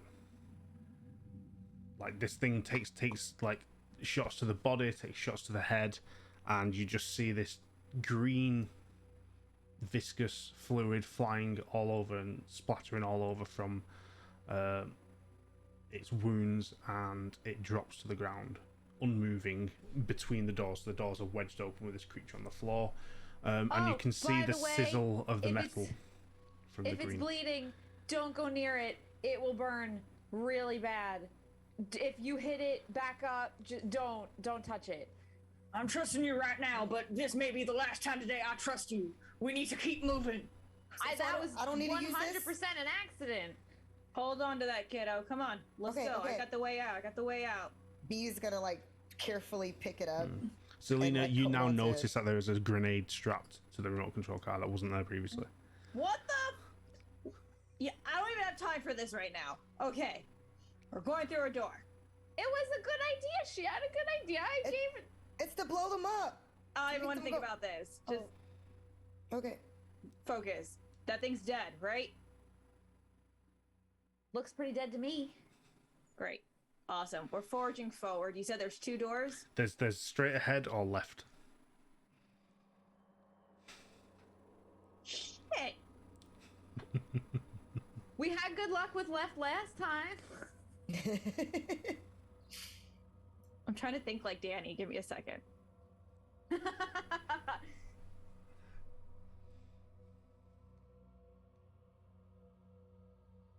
I'm gonna go, not the obvious choice. We're going left. Okay. I'm sorry if I get us killed. Sorry. I have a grenade strapped to a car. It's quick. It's okay. All right, follow the captain. Go, go, go. So, quick question. Are you heading that way slowly and observing your surroundings, or are you going to kind of rush to get out of this area? Well, considering that that thing is dead, I'm going to slow my roll for a second and try to observe what is going on. Okay. I am gonna book it to the other door, so that I can get a view of the whole room, and also just wait there. Are you going? Do you mean the door that you're going through, or the other door that you're not going through? So we're going to the left. So you mean the one that's going straight ahead? No, I'm going to the door on the left. Sorry, I'm going to the door that we will be leaving from. Okay. Yeah. Okay. Because this is a wide corridor with it's a T junction, but like you came through the bottom and you're now going through the side. Just so you're aware, Gotcha. with a door at the end of a shortish corridor. So All right. you head that way. Paige getting to the door first in a guarding position. Selena's kind of making sure to keep an eye on the surroundings as you get there. Once at the door, again, as you observed, Selena, there is no lock, no keycard access needed. It's just a door you can go through. You don't hear anything. You don't hear anything coming from behind. You don't hear anything ahead. But Selena, you do see there is a sign, a small plaque next to the door, stating that this is B763-A, and then underneath it says bio research. Oh no. What? Say that one more time. What was the bio research? So there's a plaque on the side next to the door, indicating what is through said door, and it is B763-A, and then it says bio research. Oh, we're gonna back the frack up. Is that potentially where they could be? Because I know that we uncovered history and the lore that they were harvesting things that was Kiddo's background. My assumption is that this is what this is now too. I mean, your original, you're under the assumption that this is a research archive, so this is a archive facility for research information and documents. You wouldn't necessarily think this is where they would be doing research, but it is an archive. Okay, y'all stand guard real quick. I'm going in. I'm gonna get the thing that I came here for. Are you sure? You shouldn't Yep. go alone. What if one of those things gets you? Then you guys get to get out of here.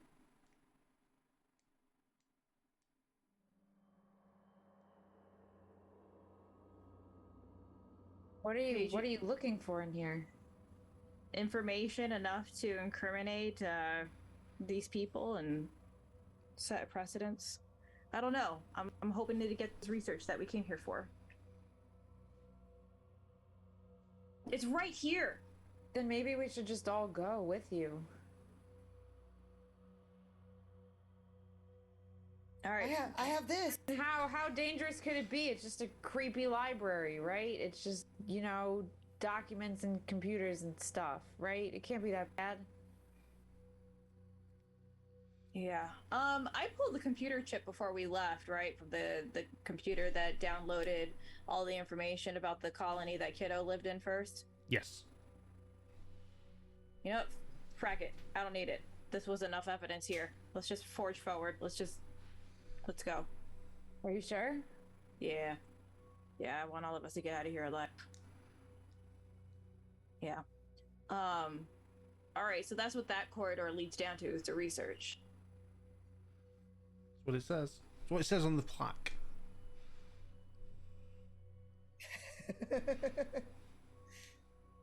I don't know. Like, this could be dead end. This could be a dead end, and we're screwed. Because their offices, I don't know if they would have an additional like exit going out the other side.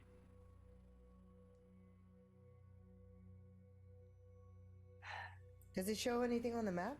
No, the map just stops at the restricted area, which is what we're already in here.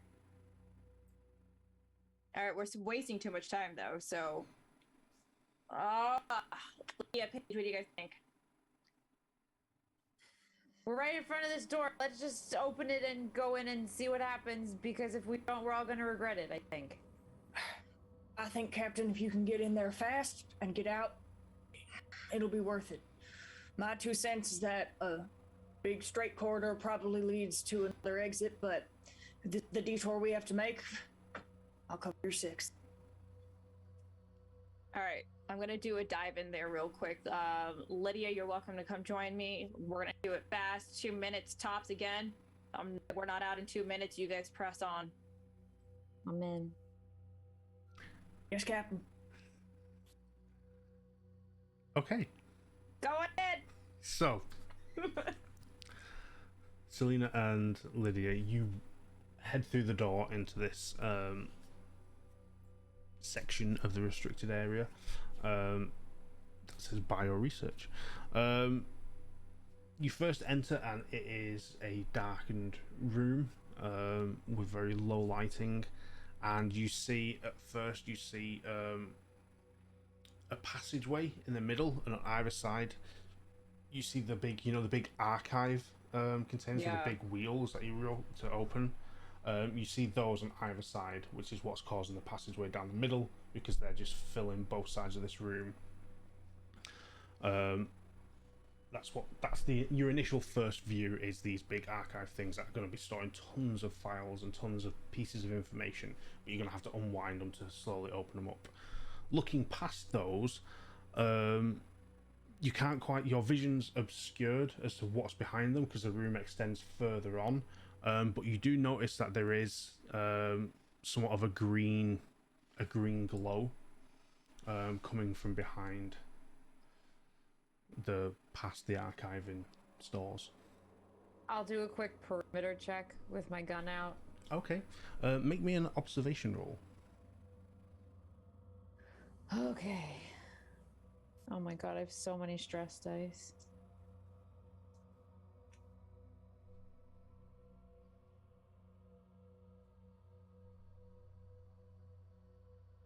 Okay, I somehow got 2 successes and no failures. Nice.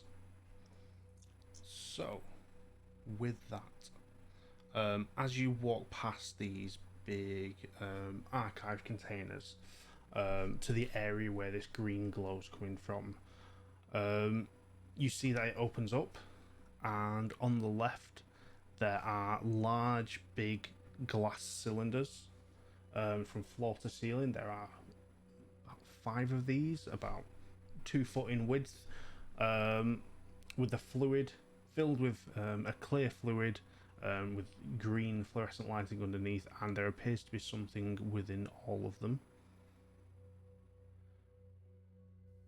Okay, how close am I to them to check that situation? It's up to you. Do you want to go and see what they are?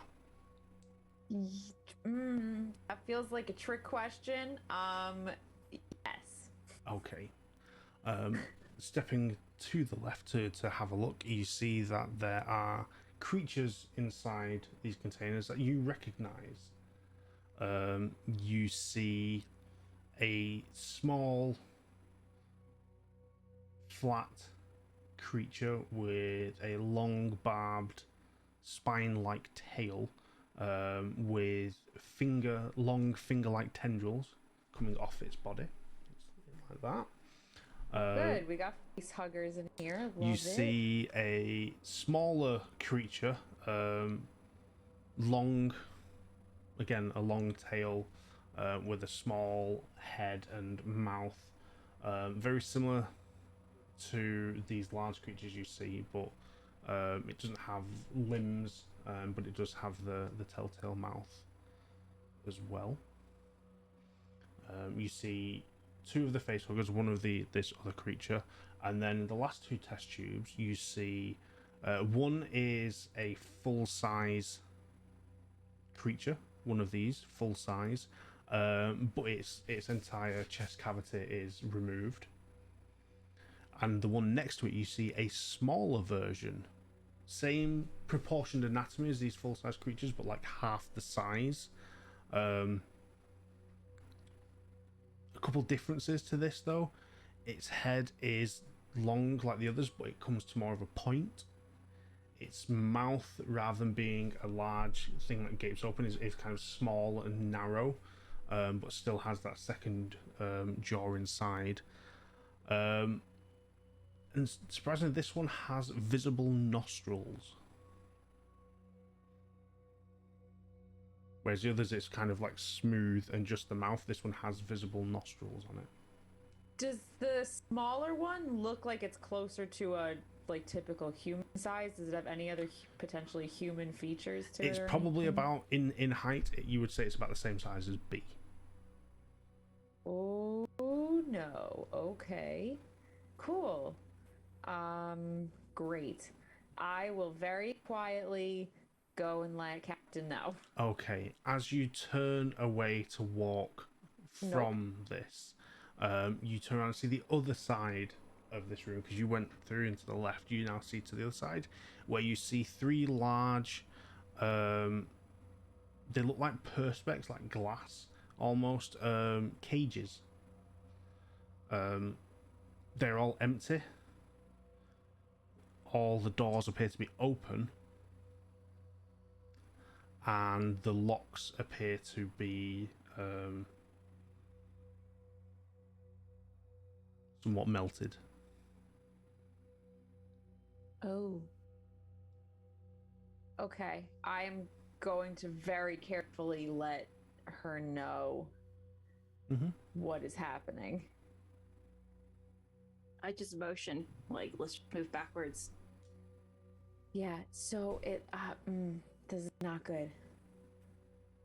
Like, really not good. It looks like they've been, I don't know if they were testing on a person. There's one the same size as me. There's tiny ones, there's huge ones, there's really creepy looking things in test tubes, there's cages that look like they've been broken out of. Let's just get out of here. Are you sure you don't even want to try for what we're looking? Okay.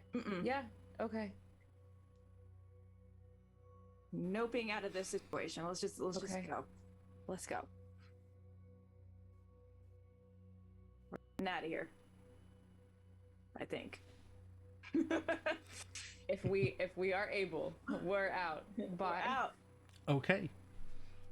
The two of you back out of this room. Selena, are you doing anything whilst Lydia has gone forward looking at? Are you looking at anything within this room before backing out? I'm looking from where I am standing. I'm not venturing forward. Okay, you don't see anything from where you're standing. Just these large archive units. I hate that. Okay, what if I stepped a little bit forward? Just a little bit. If you stepped a little bit further forward, you would notice that, like, when you get past the archive and you've got the tubes on the left and these cages on the right, there is a desk at the far end with a computer terminal on. Oh, I want to see it. This is brutal. Just do it. Just do it. Give me. Fuck it. Let's go to the desk. Okay. You head over to the desk. There is a computer terminal there. There is power to it. You just need to do a Comtech roll to gain access and get involved. I will say you get a +1, so you get to roll an additional d6 because of the data drive that you have that you can connect up to it. Cool. So 2 successes, but I got one on my stress die. Okay. So you start accessing the terminal and trying to gauge what information's there. But due to your surroundings and what's in the tubes to the left of you and the vacant cages on the right, you do panic a little bit. So can you make me a panic roll?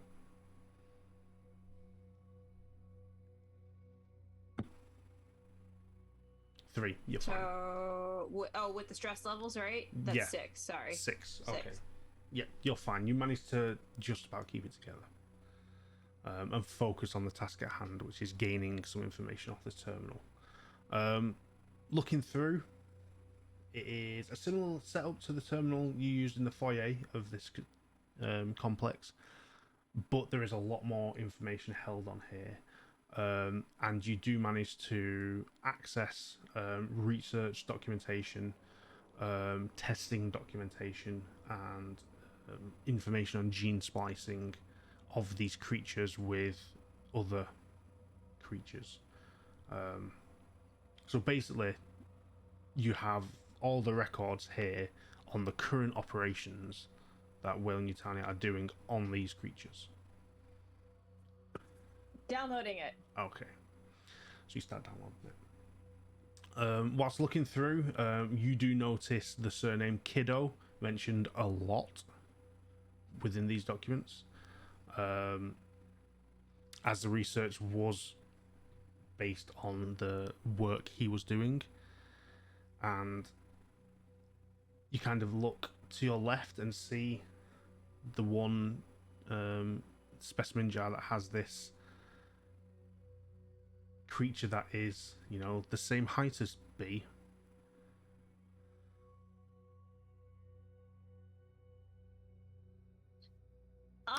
Upon reading things real quick, Mm-hmm. do I notice if maybe B has like a sibling? I mean, doing a quick cursory scan whilst you're downloading, you don't see anything. You don't notice anything to do with siblings or family members. Okay. Just a thought. I wonder if there's any. Can I try to like read over her shoulder You can. or something? I mean, I want to keep watch, but are you saying any of this out loud while you're reading? No, Okay. you just see like wide eye Selena being like, I'm so concerned that like B was cloned or something to be tested on something bizarre or wild. no, There's nothing that Lydia- mentions B's name. There's just her father's name is all over the research. I think they're testing on kids though. What? But we don't have time to even like contemplate that, so I'm gonna download this stuff and I'm gonna unplug the hard drive and ETF going out of here. Okay, yeah. It doesn't take more than a couple moments for the data to transfer over, and yeah, you unplug it and turn on your heels and make your way out of the room. For flavor, I'm actually backing out because I want to make sure nothing jumps out at us. Okay. Yeah. So, Paige and B, you guys are stood outside waiting whilst Selena and Lydia go in and look around. Is there anything you guys are doing during this little 2 minutes of almost downtime? Yeah, I'm just trying to keep her somewhat occupied. So I've got my smart gun sort of resting on my hip in one hand, and I'm showing her how you load and you unload the revolver. All right, so there's 8 rounds. Okay. If you fire 8 shots, you're shit out of luck unless you got reload time. And I mean, well, with this thing, we only got 8 bullets, so you gotta make it count. Okay. It's all about the weight, right? You're used to holding a much lighter gun, easy to pull out, easy. It's got a different weight. You gotta learn the weight of each different gun. You know, you gotta learn it like I don't know, like it's a pet or something. You gotta know the right gentleness to pick it up with and all that, and how to squeeze. And But it's not soft like a pet. it is not, but it can be more useful. Like comforting? Sure. I mean, is it comforting to know you'll live another day? Mm-hmm. Then yes, it's comforting. Okay. Where am I supposed to aim at that thing? Well, with just about anything, it's good to aim for the head, but If you're worried about that, I'd shoot for the legs. If they can't walk towards you, they can't eat you. Okay. I mean, I'm short, so that I'm closer to their legs, I guess. That's true. You can use that to your advantage. You're fast and you're small. You can trip big things. You can knock them down.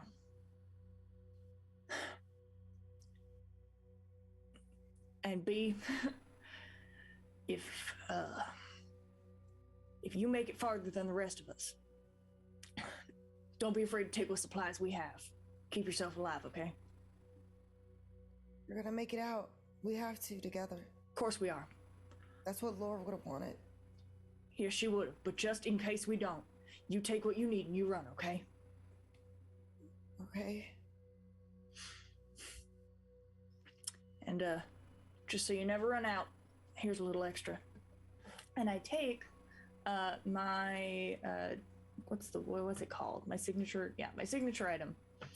I take out the bullet that took my eye, and I press it into Bee's palm, and I fold her fingers over it, and I go, "You'll always have a kill shot now." I'll remember that.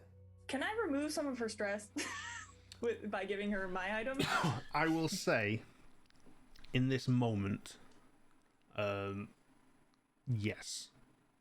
By spending this little bit of time comforting Bee, you can remove a point of stress. Great. And I'll say you both remove a point of stress in that moment. Even better. Thank you for believing in me. You were my first friend, you know, amongst everybody. Anybody smart enough to get onto this ship deserves a place. And you're smart, kiddo. You deserve to live. So promise me you will. Okay? Promise.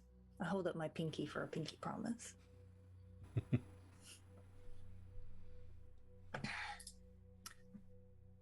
Well, it's awful quiet in there. And as you say that, they back out the door. Good to see you in one piece. What was in there? There's so many of them, you guys. We have to. I'm just kidding. There's nothing in there. So there's like test vials full of them. I semi-playfully smack Lydia with the butt of my gun. You're scaring the kid. We got the information we needed. That's good. Can we go? Let's go. And I will head ahead first, gun out, back down the hallway to go center, right? Correct. Yeah. Sorry, not right. So, all right. So, are you go ahead, heading? Central. Is the plan now to try and which way you go? Are you trying to get back the way you came, or are you still trying to get towards this emergency exit? Towards the emergency exit. Okay. But we have to go. We were like in a corridor, and then we went off to the left. Yeah. Right? So if you come to the end of that corridor, you've got right is back the way you came, and then the new left is the new left. unknown direction. Okay. With a double door. Yeah. So heading that way, and getting to the door, which again only takes moments.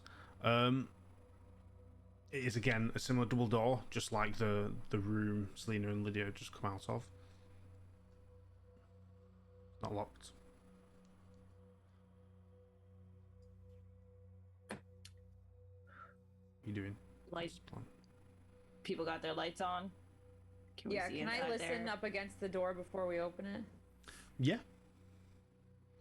You put your ear to the door and listen, and don't hear anything. Okay. It's quiet.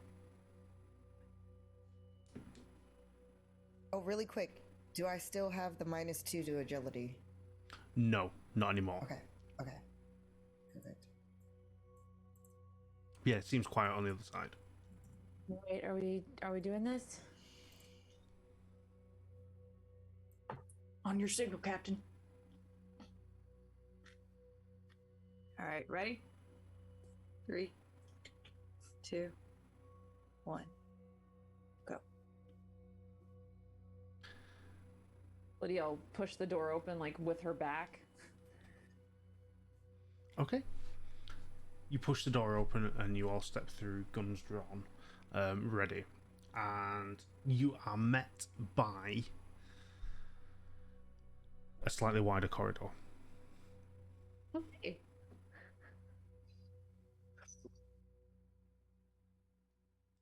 Okay. Are the lights flickering in this one too? No.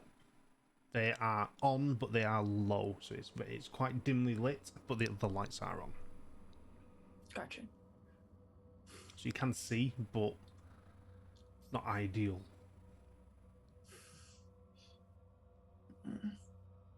What are you doing? What's the plan? Looking down the corridor, you do see that there are a couple of wooden crates on the right-hand side, like stacked two on either side of each other. Are they labeled at all? They're down the corridor. You'd have to continue about halfway okay, down this okay. corridor to see them, to get to How them. many grates? Grates on the floor or ceiling? Both. B's looking for both. Both. Okay, there are 2 on the floor and 3 on the ceiling. Okay. And I don't notice anything coming down from... Not from where you are. Until you guys start making your way down the corridor, your visibility on these things is minimal. Okay.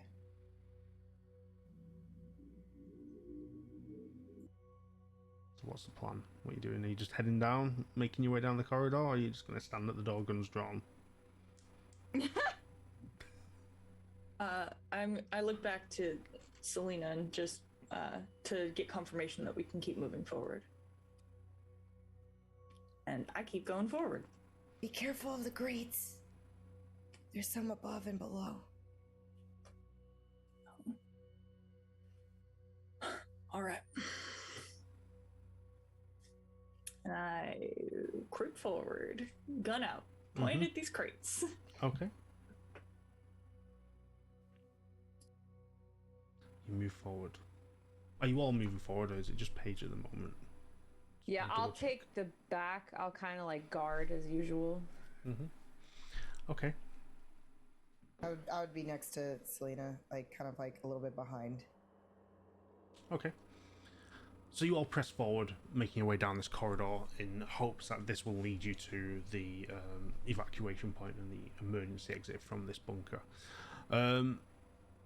Moving down slowly, keeping an eye everywhere. You don't see anything when you pass the floor grates or you pass one of the ceiling ventilation shafts.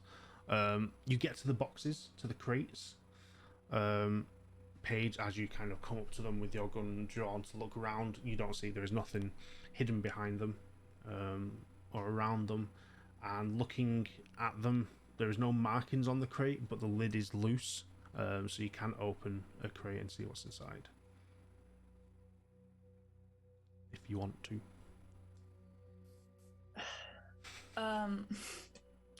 I use the tip of my smart gun to lift the lid. Okay. And I'm angling it so hopefully my shoulder lamp is shining into that crate. Yeah. So you open it and look inside, and at first you're like, I can't quite tell what that is. Lift it a little bit higher, and you see small metal tin kind of cases with a red cross on top of them. Looks like we got med packs. And at least this one. Well, that's good to have. Okay, so at this point I hold the gun in one hand and I take the lid fully off. Mm-hmm. Is the whole thing It's, just yeah, full of these? the crate's just full of med kits. All right, I open up one of the med kits just to check. Is it full? Yeah, they're all full, unused med kits. All right, then I start taking them out and I start passing them back so that we can all have... How big are they? Could we each carry two? They're about like that big. So it'd be Okay. you'd each be able to easily carry one, depending on if you've got backpacks with space, and you could probably squeeze 2 in. Yeah, I have a backpack. Okay. So I passed those out. That's just one of the crates, though, correct? That's the one. Yeah, that's one of them. The other ones are sealed, and you would need to pry. You need like a pry bar to open them. Okay. You think it's worth the effort, Captain, or you want to keep going? I grab a few and let's keep on moving quick. I don't want to stay here long. All right. And I continue past the crates. Okay. Checking behind them as we pass to make sure. Yeah, no problem. You continue past all of you. And yeah, there's nothing hidden behind the crates or anything. You continue down the corridor and then it turns to the right. There's a sharp 90-degree turn to the right, about 20 feet ahead of where you are. And you've noticed at this point there are no other rooms coming off this corridor as you've walked along it. If you want, I'll check around the corner. All right, I'll cover you. I'll keep my back to the wall and like peek around the corner. Make an observation roll. Hey? While that's happening, do I see anything since I'm closer to where the grates are? Make an observation roll. Listen, I'm still concerned about these grates. I'm sorry. Oh my god, that's 4 successes. Wow, okay. Okay. So with that, you can use a stunt. The only downside is with observation, the stunts you can perform are asking a question. And it gives you 3 question options, which are, is it coming for me? Are there more of them close by? How do I get in, past, or away? Ooh, those are good. Am I just asking this question out into the universe, or does the benevolent mother have to answer my question? It will be the benevolent. It will be me who answers this question. The question, but because Okay. you've got 4 successes, so you've passed the observation, and I can answer all of said questions. Oh, yeah. Yup.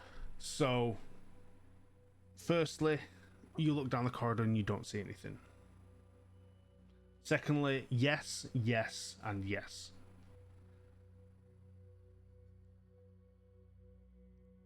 Okay. So, whatever it is coming for you. Are there more of them? More than likely. And how can you get in, past, or away? Well, yes, you can. But you We need just to have figure to out. find that way. Yes. Yeah. Okay. Concerning. Sure. Awesome. B. Did you guys? I got a 1, and I rolled 3 6s on my stress dice. Okay. So, that's 3 successes because 6s on a stress dice still count as a success. But you rolled a 1 on your normal dice. Yeah, like Yeah. as far as 1 success. Yeah, that's fine. But no ones. Yep, sweet. Okay, so you take a moment to look down at the grate that's kind of on the floor just in front of you. And you look down and it's dark down there. Even you kind of shining your torch down, and you don't see anything. You kind of you can try. You're trying to see how deep it goes, and you don't see anything. And then the hand again flops on your shoulder, and you're like, "Oh, the fucking thing!" And then you're dragged back, and you hit your head, and you black out. Selena, you hear motion, turn around, and you see a creature dragging B off down back the corridor, past the crates, at speed. At speed? It's got B in So one I'm hand and out? it's running. I'm out? No. You've blacked out. You're alive, but you are currently unconscious, Got it. I'm Okay. I'm gonna being go run dragged to her. away. Okay, so you're just chasing after. Is that what you're doing? Oh, hi. Yeah. Okay, make me a mobility check. As this And I happens, assume we Paige, hear this. yeah, you both hear this and spin kind of your attention back. What's going Shit, on? Lydia, we gotta go. Okay, and I'm running after as well. Okay, so Yeah, if I'll you guys go. are taking chase, make me a mobility. Well, thank goodness I have a +1 from last session. 2 successes. Okay.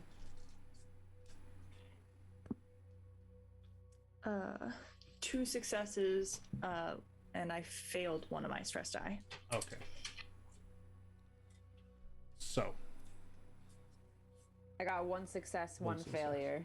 Okay, so you just need 1 success to pass on this. With anyone with an extra success, you can either give it to someone else, but everyone's passed. So you can save that +1. You basically gain a +1 for a later mobility check. Those that failed, make me panic rolls whilst you were all chasing after this creature that has got B in its grasp. 7. 7. Oh, yeah, same. So you both got a 7. Okay. No, I got 8. Oh, I Oh, you can't got an count. 8. Okay. Okay, Lydia, you are trembling as you run to try and get B. All ability scores are at a -2 until this panic ends. A 7. Paige, you now have a nervous twitch. Your stress level and the stress level of friendly PCs in a short range from you increases by 1. So, because you were all chasing after B, Lydia, Selena, and Paige all gain a level of stress. Ooh. Oh my god. As the person with the big smart gun is twitching as they run. It'll pass. But It's just the arthritis. you all succeeded, so you managed to kind of keep pace. Gets to a point where this creature goes through the double door back into that weird T-junction you were in previously, where the bio research room was. As it gets through the door, B, your shoulder hits the door and loosens the creature's grasp on you, and it drops you at the door, but it continues through away.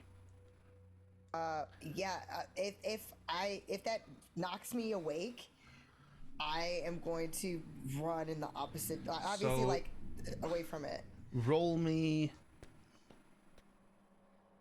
a stamina check. Stamina That's a check. good one. Okay. Yeah. Do I have it? That's strength and stamina. Strength. Okay, got it. Oh, because I'm really great at that. Yeah. We love to see it. That is, I got 1, and I didn't get a 1 on my stress die, so there's Okay. that. So you are still unconscious. Okay, so But- yes, I just am on the ground. Yeah, so Got you it. drop to the ground in front of this double door as this creature continues away. The rest of you catch up to B, who is on the floor, unconscious. I'm gonna try to stabilize her quick. Okay, do me.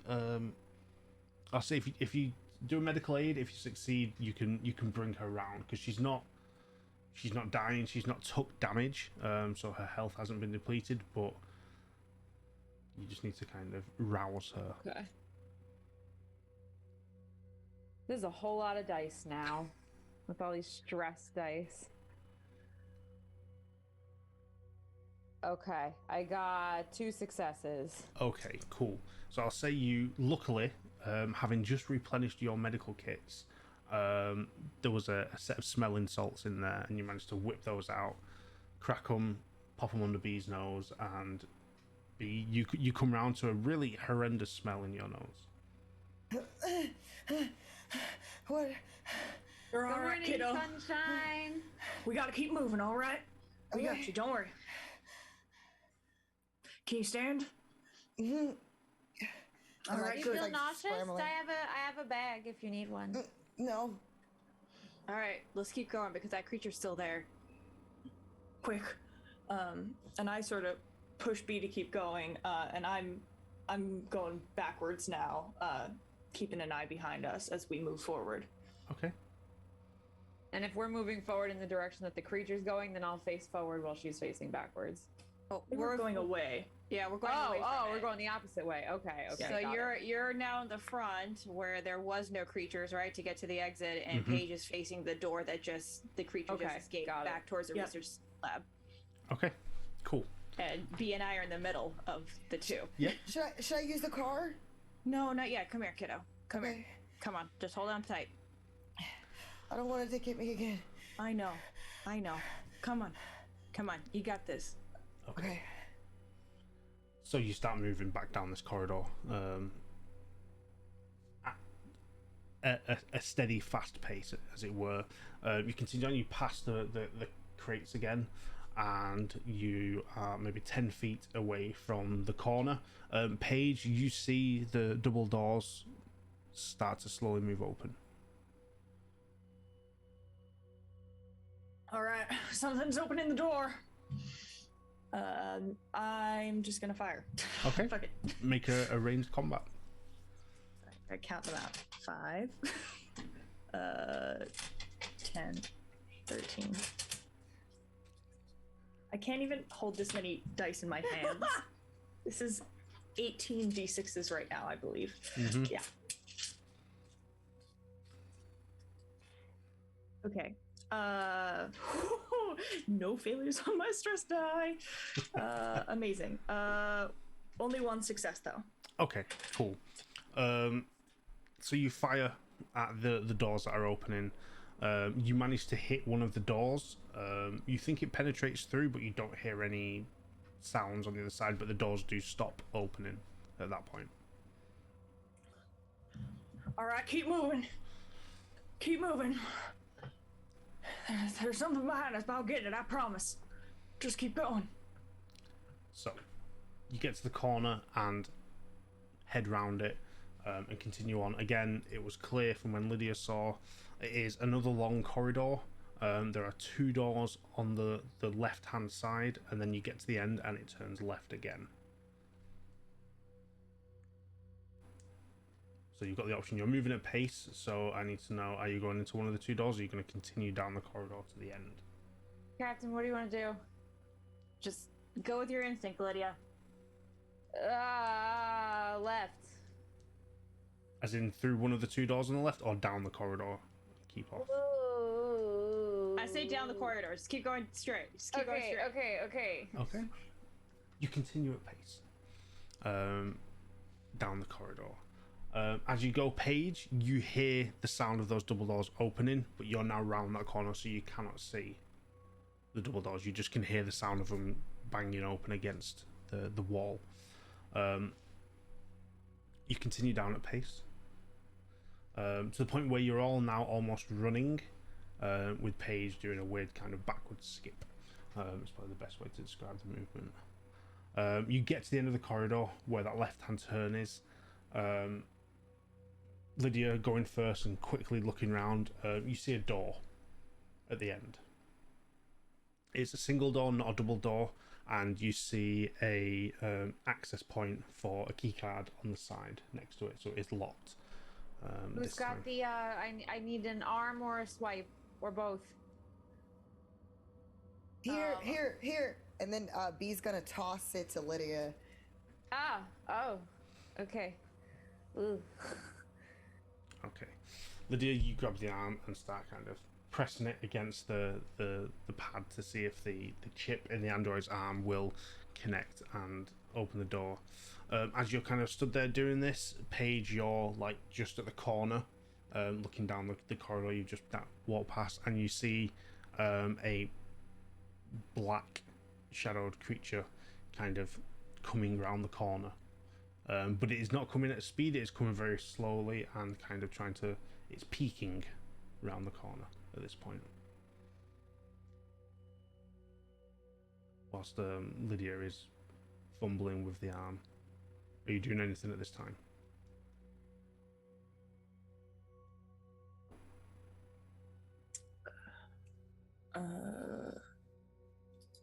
I don't hear anything coming after us, right?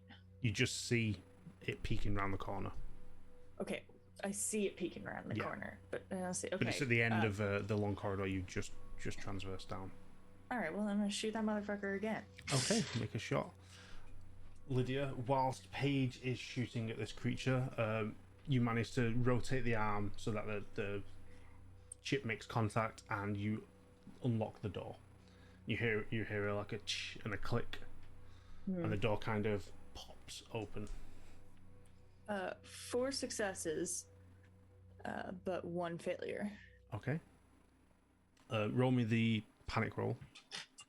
Yes. That is a 9. 9. Getting higher. Yeah. You know, you sound really excited about that. Okay, we'll deal with that in a second. Lydia, so the door pops open, and you are ready to head through. Okay, I will poke it open with my gun, and I'll angle my shoulder so that the light is kind of like shining through the door as I'm aiming. Mm-hmm. You see a large room ahead of you, but it is dark in this room. Ooh, hate it. Cool. So I'll turn around to everyone. It seems quiet, but it's dark, so I can't see much.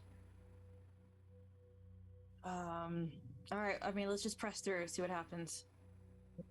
Okay. So that happens, and whilst you guys are having that little conversation and moving through the door, Paige, you're shooting with your weapon. The creature peeks around the corner. You shoot at it and manage to hit it. You hit it with everything, and you hit it in the head, and it drops to the floor, unmoving. Ooh. As that happens, another 2 creatures come round the corner. We got more company. I got 1, but we got 2 more coming. Is that door open, Lydia? It's open. Just go. I'll try to shove B in the room, and I'll pick my gun up and start shooting. Well, for you to shoot Lydia, you would have to step to the corner. That's fine. Yep. Okay, cool. I dive bomb into the room too, so like as B goes, I'm like. Yeah. Okay, so you do that. Paige. Wait, since I rolled a 4, Mm-hmm. and there ended up being more afterwards, could I also shoot them? No, because that only if you were doing full auto, which you didn't declare. Yeah, all right. Yeah. You can do the additional damage. Let me just check one thing. You can inflict more damage. You can pin the enemy down, but you killed it. You can. And you can, yeah, because it was the one opponent. When you're firing, it limits what you can do. But you killed it with that additional damage. But there are now 2 more that have come around the corner, and these 2 are rushing down the corridor towards you and Lydia, who is now beside you.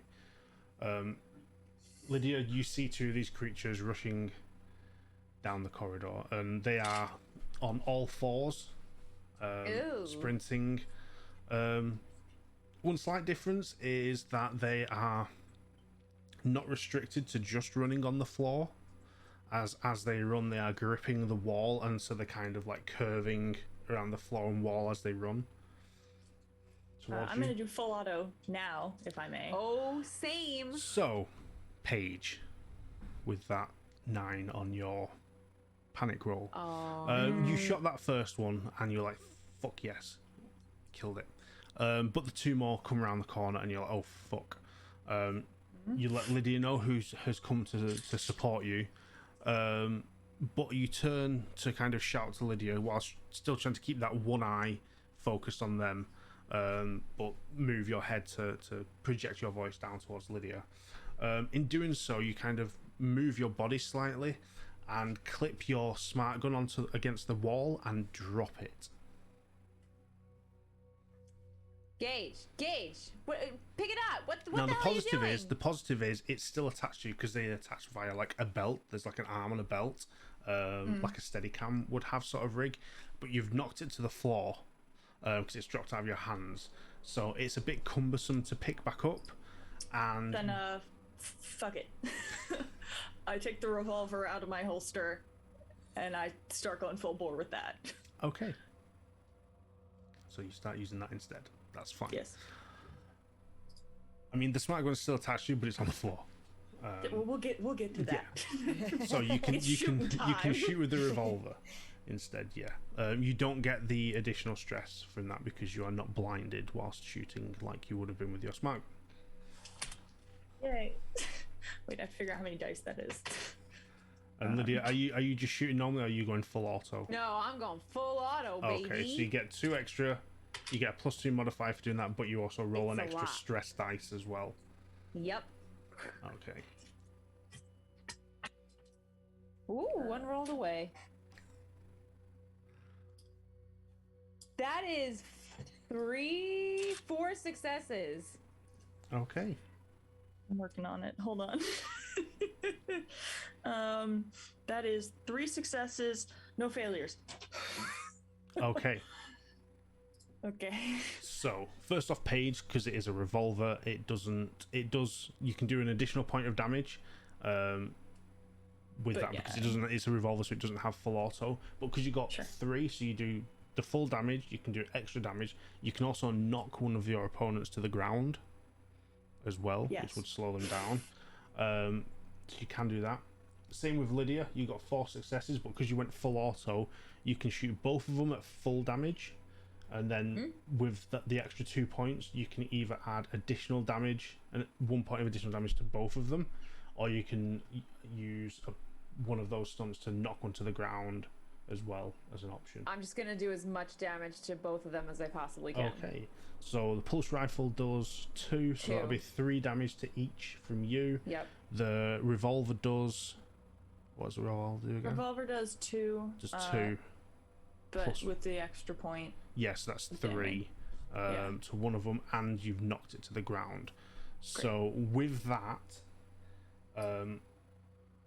you managed to kill one and severely wound the other one, but it is still coming towards you, but it has slowed significantly because it is now heavily wounded. So it's gone from a run to almost a crawl on the ground.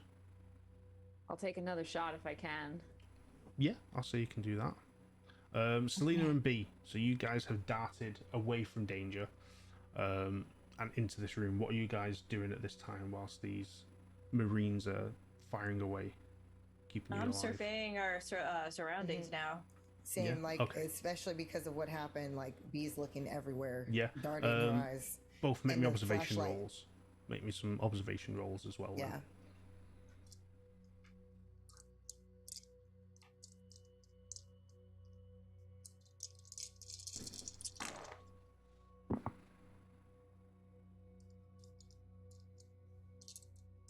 What did you get, Lydia? 3 successes. 3 successes. Nice. Okay. We'll deal with that in a moment. 2 successes from Selena, and B, nothing. Big ol' nothing. And I rolled a 1 on my stress. Okay. So, B, you're still slightly concussed from the situation that has previously just happened. So that's why you're still a little bit dazed, hence you're not as focused. Roll me your panic roll. Okay. Selena, looking round, it is dark in here. It is very low lit, similar to the corridor. But looking around this room, it appears drastically different to anywhere else you've been so far within this compound. The walls are black, but it doesn't look. It's not metallic, not quite.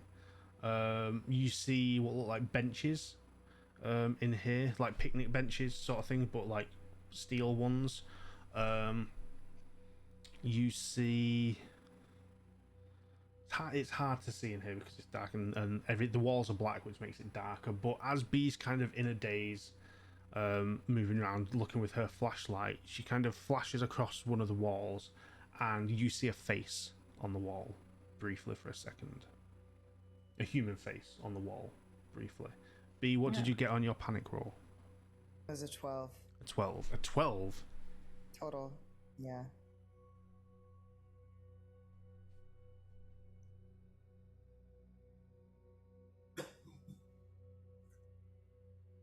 Okay, so Selena, you spot this face on the wall, and you're like, what the fuck? B, with Selena's gaze focusing at something there, you also look that way and you see a human face on the wall, and you scream. You scream your lungs out when you see this. You reduce your stress by 1 as you vented, so your stress goes down. Selena, make me a panic roll. Shit. 1, 2, 3, 4, 5. 7. This is funny. You start to twitch, when with B kind of screaming her lungs out, you kind of flinch, but that flinch doesn't kind of go away. B, you gain a level of stress, so you're back up again, because Selena is now twitching next to you uncontrollably. As you both Cool. yeah, it's all good. As you both see a body embedded into the wall, the wall not being metal, being more of a black organic sort of structure in this room. That's what you see. Lydia and Paige. So Paige, Lydia had taken another shot at these creatures. What were you doing? Because you'd shot at it with the revolver and you both managed to kill one, but one was crawling towards you. Your smart gun is still on the floor. I'm going to take this opportunity to pick my smart gun up while Okay. Lydia is shooting the other one. Okay, you do that. Lydia, here's what happens. This creature's crawling towards you guys. They did get a good amount of ground on you. So they weren't that far away. They were maybe, at this point when you kill, because you do kill this second one with those shots, but it was about 10 feet away. Okay. This creature, as it's going down, because it tries to get to its feet as you shoot at it, so it's almost stood up. You shoot it and you hit it in the chest, knocking it down, but it falls forward. As it does so, Oh no! it No! spits at Paige as she's picking her smart gun up. Paige, I need you to roll me a mobility check. Cool. Shoot. How many dice is that? Okay. Wait, no, I have a +1 actually, because... Oh, okay. Haha. No failures. 1 success. 1 success. Okay. Paige, you go down quickly to try and pick up your smart gun, and you grab it. You'll manage to turn it, like rotate it round so it's facing the right way, so you can lift it up with its attached arm. As you regain your position and stand back up, you are hit in the face by a viscous green substance, and it begins to burn. And it begins to burn heavily. Shit, Lydia. Lydia, get this fucking stuff off of me now. Okay, hold on. This thing is like down, right? I know for a fact that it's dead. Yeah. Okay, I'm gonna go into my surgical kit. Do I have something that's like a towel or something that I could like wipe it with? There is gauze and bandage on there, Okay. so you can grab that and attempt to wipe it. Paige, it is burning through. It is through the skin. Mm-hmm. It is now eating away at the muscle and bone in your face. Lydia, Oh what are you my doing? god, yeah, I'm taking, like, I don't want to touch it, so I'm taking the gauze and, like, pulling it taut and trying to, like, scrape it. Okay, so you're scraping the flesh off her face at this point. Off the left-hand side of her face. As it's melting. Just cut it out, Lydia. Just go. Go. Well, let me get this shit, Oh. what do you want me to do? Go! And I grab her by the arm and I just try to, like, throw her towards where the door is. Okay. I'm gonna throw her the kit. Okay. I will say, Paige, you can make a medical aid roll on yourself. Nope. All I'm gonna do is I'm sitting here, and now that I can't see at all, I'm sure my hearing is better, because that's how that works, right? So I'm gonna sit here and I'm gonna wait until I hear the rest of them, and I'm gonna guard this door so they can all get out. Okay. Okay.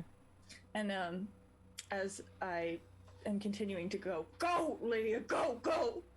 I Let me help you, please. Paige, please. You're not gonna be able to help me. Help the rest of them. Keep me alive, please. It's the least I can do. Okay. All right. I'm gonna lean down and kiss her on the head. Okay. And I drop to my knees, and I have the smart gun, and I'm just ready to shoot anything that comes my way. Okay. And we will pause on Paige there. So, Lydia, you're pushed through the door, and Paige closes it behind you and then sets up her guard position. You are now in the room with Selena and B. B, who is screaming, and Selena, who is twitching uncontrollably. What is going on in here? What's happening?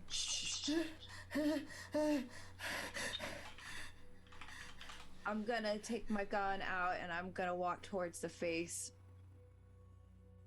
Okay. Oh. You see what appears to be a human stuck to the wall. Okay. What do we do? What do we do? I want to just very calmly walk up to B and inconspicuously pull one of my Napervels out of my bag, and I'm just gonna stick it in her arm real fast. Okay. Ah! Things What get a does it little bit do? more chilled, B. Yeah, you reduce the level of stress. Yeah. Oh, yay. You're basically slightly drugged, and things are a little bit. You feel a little bit more mellow in the circumstances. Hey, take a breath. It's all right. It's all right. We'll figure it out. Where's I have a Paige? feeling. Where's Paige? Okay, we will talk as soon as Captain is not occupied. She's right outside the door. She's right outside. But why is she outside? She should come in here. I mean, it's not. I don't think this is safe either. But she should be with the rest of us. Yeah, she wants to guard the door right now. So we'll have a talk as soon as Captain's ready to talk with us. Okay? Just give us a second. I'm slowly approaching with caution, gun up to this face. What do I see? You see a male with a gruffy, stubbly goatee, pale, gaunt, stuck to the wall, eyes closed, mouth open, unmoving, and he's like full body stuck to the wall, like arms splayed, only his like head above his collarbones exposed, the rest of his chest, his legs are exposed, his stomach is not covered, but everywhere else is. He looks like my mom, doesn't he? He's in the same sort of position she was in when Lydia found her. Is he moving at all? No.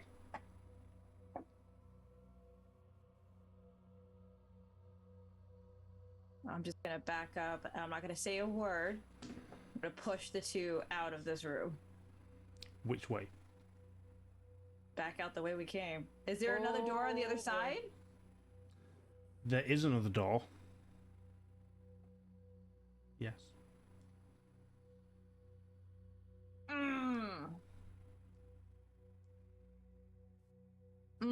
Okay. I'm not gonna take my eyes off of him, so I'm backing up towards them, but I'm gonna signal them to come forward. Yeah. Where are we going? And I just point to the guy. Yeah, I know he's probably very dead or mostly dead.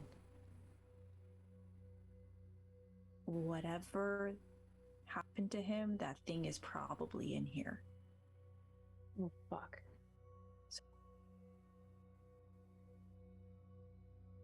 I'm gonna go first this time, and I'm gonna try to traverse past him.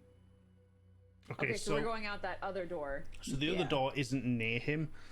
You've got a large room that you're in, like a large square room. You come through a door on one side, the door is on the opposite side, this guy's on the wall to the right. Okay. So traversing past him to get to the other door. Okay, you head to the I'm other gonna door. real quick run to the door that we came in from. That's where Paige is, yeah. Yep, I'm gonna crack it open. Hey, we're moving. I'll hold you up. Just hold on to me. Let's go. Danny, how much of a face and head do I have?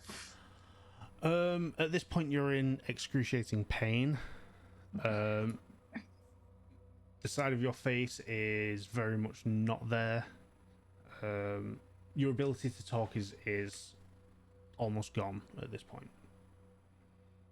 I just shake my head at Lydia. And I motion again for her to go. I'll tell you what.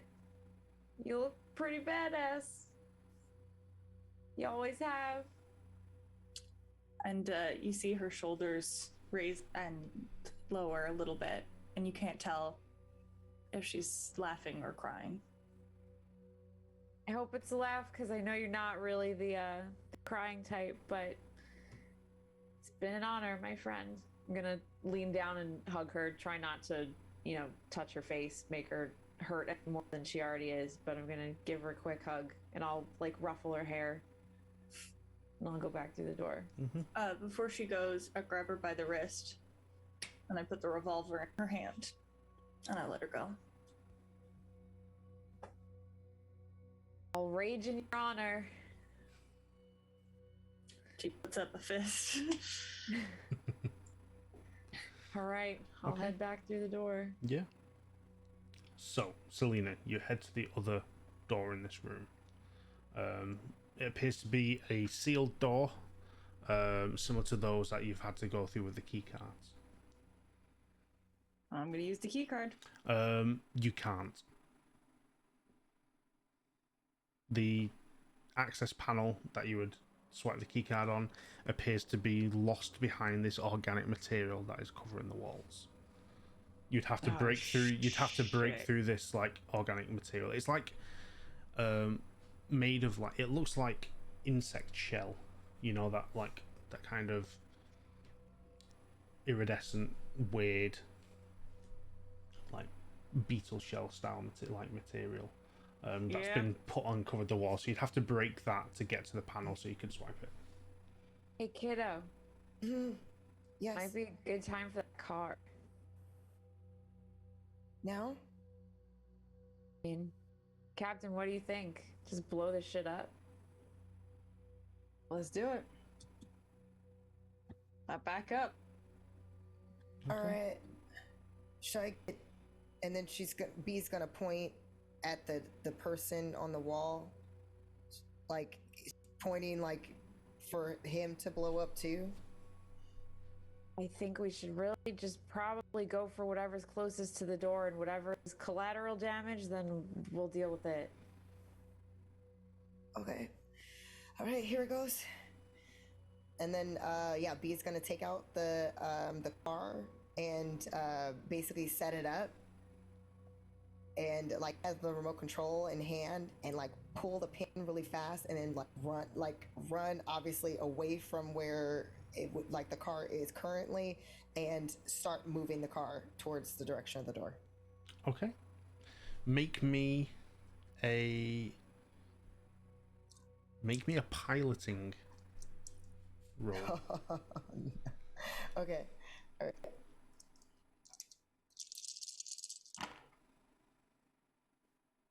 All right. Okay. Let's see. Cool. Okay, we got no failure on the stress, and we got 1 success. Okay. So you pull the pin out on the grenade attached to the remote control car and drive it towards these double doors opposite the door you came in. You drive it along the floor, which is not the flattest, smoothest of ground now, with all this material covering everything. You get it goes to the door, it hits the door, and on impact the grenade goes off and explodes, blowing the door off. and opening up an access point through out of this room.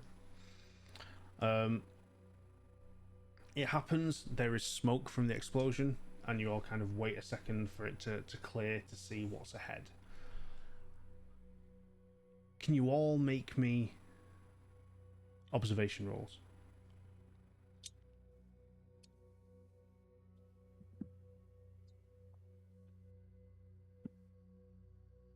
Ooh, ah! 3 successes. Okay. And then you failed on the stress dice. You failed on the stress dice. No No. failure. Oh, sweet. No failure on the stress die, but 0. Okay. I got no failure on the stress dice. I got 1, 2, 3, 4 successes. Okay. Lydia and Selena, can you make me mobility rolls? Ooh, hey. Something I'm good at.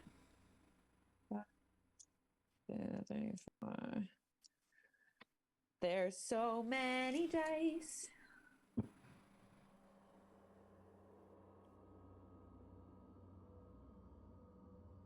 I got 1 success.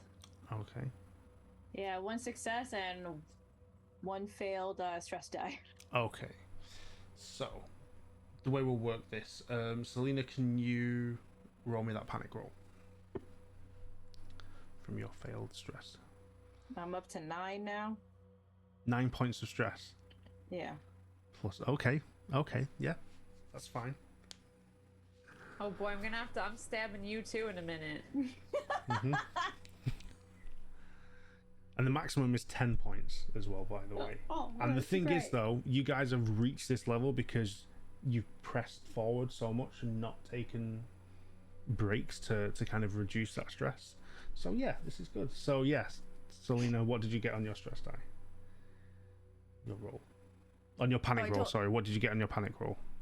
Yeah, so it was a 2 on the roll, and then so because I have 7 stress. Oh, it goes to it's a 9. Sorry, I thought you said you had 9 points.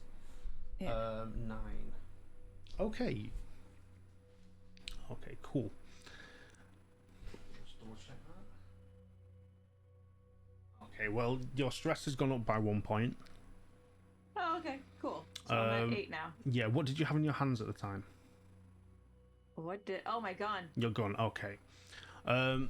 So the explosion goes off, and you wait a second for the dust to settle, and you see a passageway now where this door was, another corridor that appears to be metal lined. It hasn't got this bio organic matter around it. So as you're kind of doing your best to watch through the tunnel to see if anything's coming, Selena and Lydia, you notice movement above you. Oh boy, I'm just pointing my gun right up. But B doesn't notice anything. So she doesn't notice the creature that stood behind her. But you guys notice the creatures that are descending from above. So, Selena, you look up and instantly drop your gun to the floor. Lydia, you can now take a shot if you wish. Selena, you will have to pick your gun back up. B, can you make me a survival roll? Oh no, oh no, oh no, oh no. TPK, yo, this is where we all go.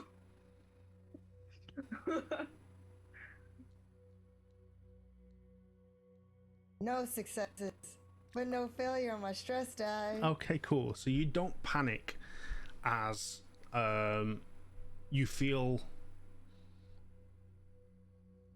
a warmth in your stomach. And then you don't feel anything there. And then your legs go weak and you drop to your knees.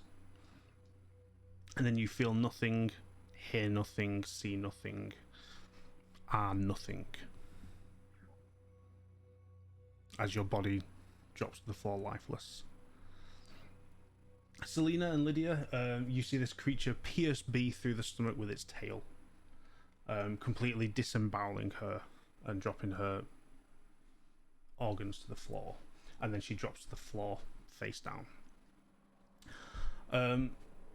Lydia, you can by all means make a weapons attack at the you've got the choice. You can either shoot at the creatures that are above you or the creature that has just. Nope, she's going for the one that just wrecked B. Okay, so make a weapons attack. You can go full auto if you wish. Selena, Yes, can you make me 100%. a survival check? You've done mobility, which you succeeded with. So you managed to dodge out of the way of one of these creatures that has dropped to the floor next to you. But there are others around. Okay, that's no failures, 1 success. 1 success. Yeah. Okay. So you shoot. Oh wait, I have to roll the 2 additional dice. Yeah. I forgot. I got 1 more success. 1 more success. Did you roll the additional stress? I did. Okay, cool. Got a whole lot of 2s, thank God. And you're shooting the one that attacked B. Yeah, Lydia like turns around to check where B is because she was gonna like grab her by the shirt and pull her out of the room, but she sees all of this happen, just raises her gun and screams at the top of her lungs and just starts unloading like everything she's got in the gun. Okay, cool. Like falls to her knees and starts just shooting everything. Okay. You do. You shoot at this creature, and you unleash everything. You completely empty the magazine into this creature, which takes all the hits and crumples to the ground. Selena, what did you get on that survival? Oh, I didn't even realize I had to roll that. Give me 1 second. Please. Sorry.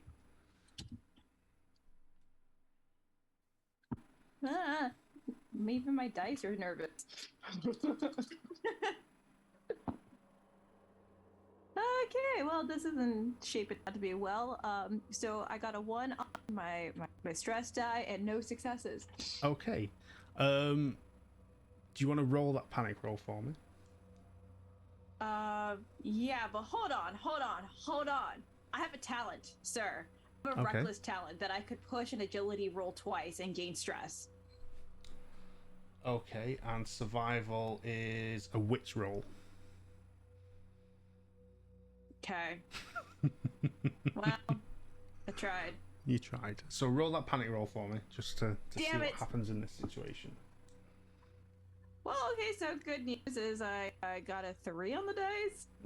Plus, how many stress?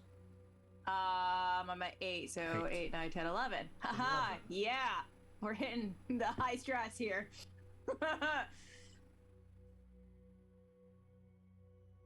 Okay, not too bad. You seek cover, so you panic and you're like, I need to get up. I need to hide. Oh, that's accurate. That's actually how I was thinking. Anyways, I was like gonna just go through that door anyway. Yeah. So luckily, you reduce a point of stress, but Lydia gains a point of stress at this point. Can I grab my gun that fell on the floor? I will say with the high mobility roll you got previously, you can grab it on your way to seek cover. Okay. This doesn't mean you are just running away out the corridor. You are seeking cover. No. So you're trying to hide somewhere in the room you're in, is the situation. Yep. Which is going to be difficult. Lydia, you have unloaded your magazine and killed the creature that felled B. There are several others in the room. I will not say how many because I would say you would have to do an observation roll to count how many there are. But there are several, is what I will say. How close are we to the door? You are, I'm going to say about 20 feet away because you had to move back for the grenade to go off. And are they, like, what I can glean without having to count how many there are there any falling in front of us? Are they? There's one that was stood next to Selena, but Selena has managed to kind of roll out of the way, dropping her gun, but managing to be like, oh fuck, stopped, picked it back up, and is now trying to hide. There are you can physically see 2 descending from directly above you. Another one has landed to the side of you as well. That's all you can see at the moment. I would like to try to run towards the door and like grab Selena by the shirt and try to take off. Okay, so make me a mobility roll. And I'll say you're going to need to get at least 2 successes. Okay. This is the only time my stress dice will come in handy because they might get me the that I need.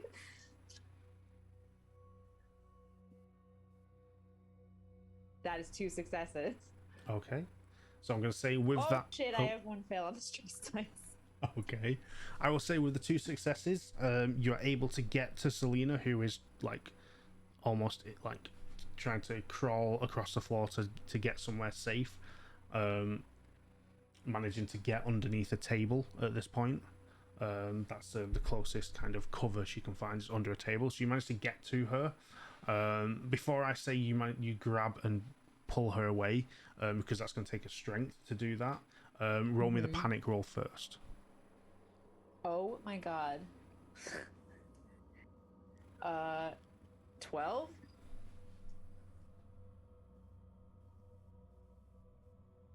Okay. Selena, can you make me a panic roll, please? Lydia, you've reduced your stress by 1. Uh-oh, I screamed, didn't I? Yeah, you are now stood. You are now like bent down at the table next to Selena, but you are screaming your lungs out at her. I mean, that tracks for everything that just happened. True. Selena, what number did you get? I got a 1 on the dice. Oh no, this is a straight panic roll. So if you roll the 1, so you roll the 1 on your d6 plus your level of stress.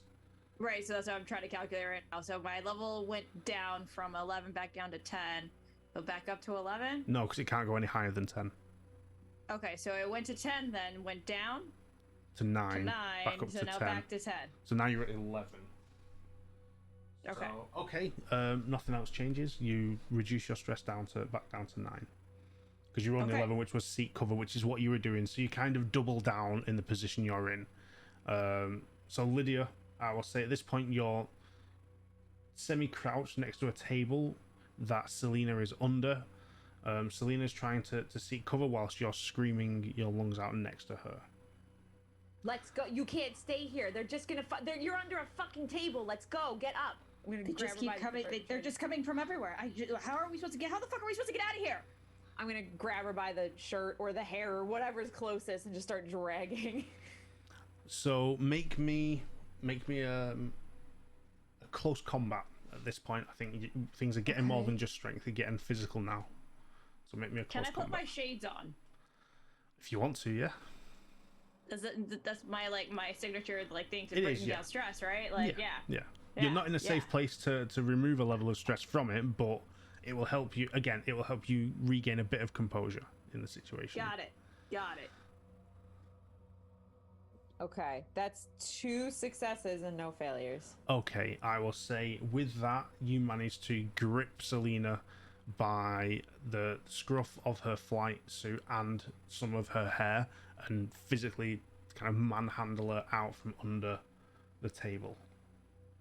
Lydia's got that adrenaline strength. Yeah. I will say at this point now, because of where we are, I need you both to make survival rolls. Okie. Normally something like this would be a mobility check, but because there is no exit now, because these creatures have had time to be upon you, you are surrounded. I have 2 successes. Okay. I have 4 successes. This is shocking. Yeah. Okay. Shit. And none on my stress die. Okay. So that I can see. Glasses are hard. okay. So here's what's going to happen. I need you both to roll 2d6. So much rolling. 2d6. And this is going to be a d66 roll. So one of them will be 10s, one of them will be 1s. Okay. What? Say that again? So roll 2d6. Class 1 is 10s, so 10, 20, 30, 40, 50, 60, and the other one is Got 1 to 6. 52. 52. Right, because I rolled a 5 and a 2. Yeah. I rolled a 6 and a 2, so 62. It's like the odds that we live 50-50. I got 52. Okay. We're okay. The situation is death is upon you, both.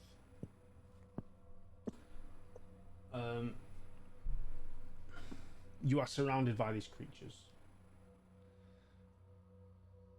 Lydia, your pulse rifle is empty. You need to reload. Selena, you've managed to grab your gun, but I have the revolver that Paige you gave do, me. but you have not pulled it out, and there are at least 6 of them surrounding you, and you are holding Selena. Selena, who has put her sunglasses on in a darkened room and can see fuck all. These Listen, creatures, if it makes you feel better, go with it. these creatures now set upon you both. Striking Lydia first, because Selena has kind of crumpled down to the ground and missed the initial blows. Been a good run, Lydia. These creatures claw at you from all sides and start ripping at you, taking chunks out.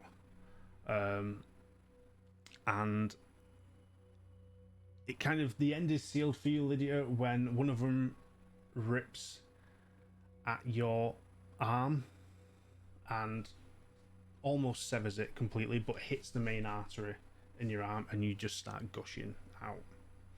And having already can I really slowly just pull the vial of her wife's perfume out of her pouch and just pop it open and sit there, and she's just gonna hold it? Yeah. So you do that as you are now bleeding out. Selena, luckily, you drop down to the ground, missing these first blows from this onslaught. But as you kind of crumple down there, waiting for the end, with your sunglasses on, unable to kind of see the void that is ever creeping into you, you kind of tilt them down a little bit so you can see just over the edge of your sunglasses, and you see a creature approaching you.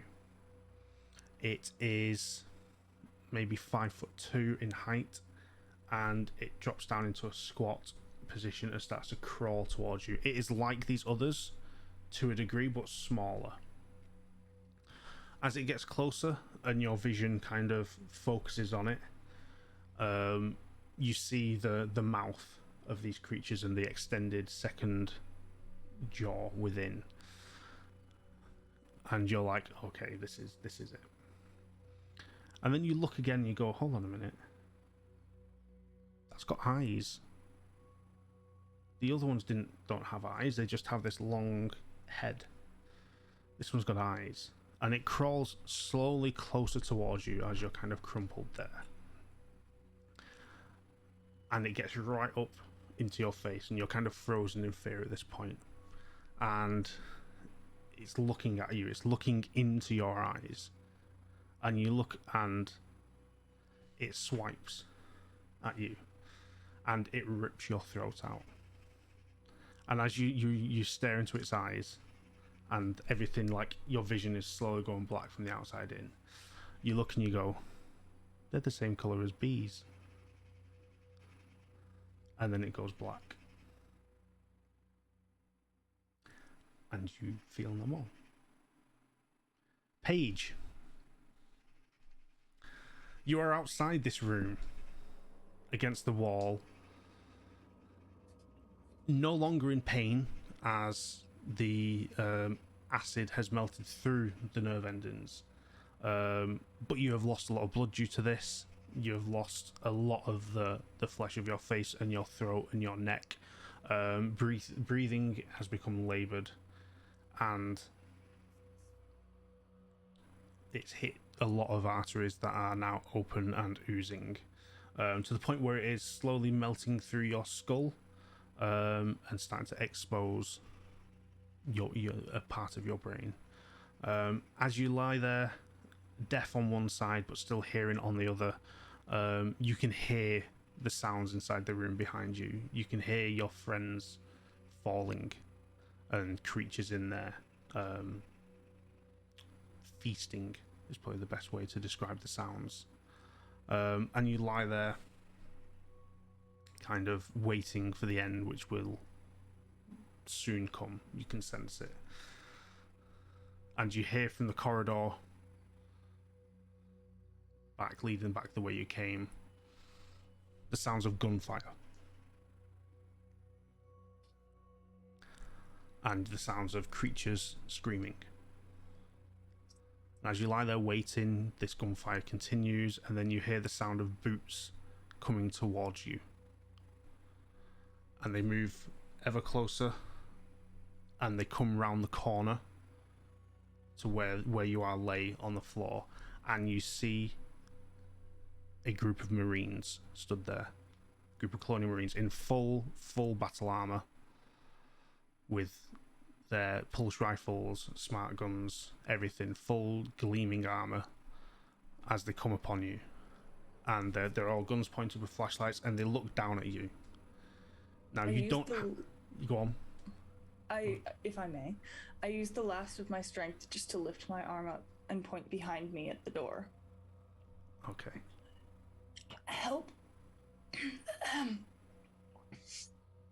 You see the Marine at the front is kind of his gun lowered, looking at you, and another one steps around the corner, and you see them look at you and hear you say that point to him, and they look up at the room, and the one at the front turns to a Marine next to him, who then jumps onto a radio, and he says, "We've got a survivor. We've got a survivor. You know, what are our orders?" And you hear over the radio, because he's got it strapped there, "Continue with the initial plan." And the Marine at the front nods to the other one, lifts his gun up, points it at your head.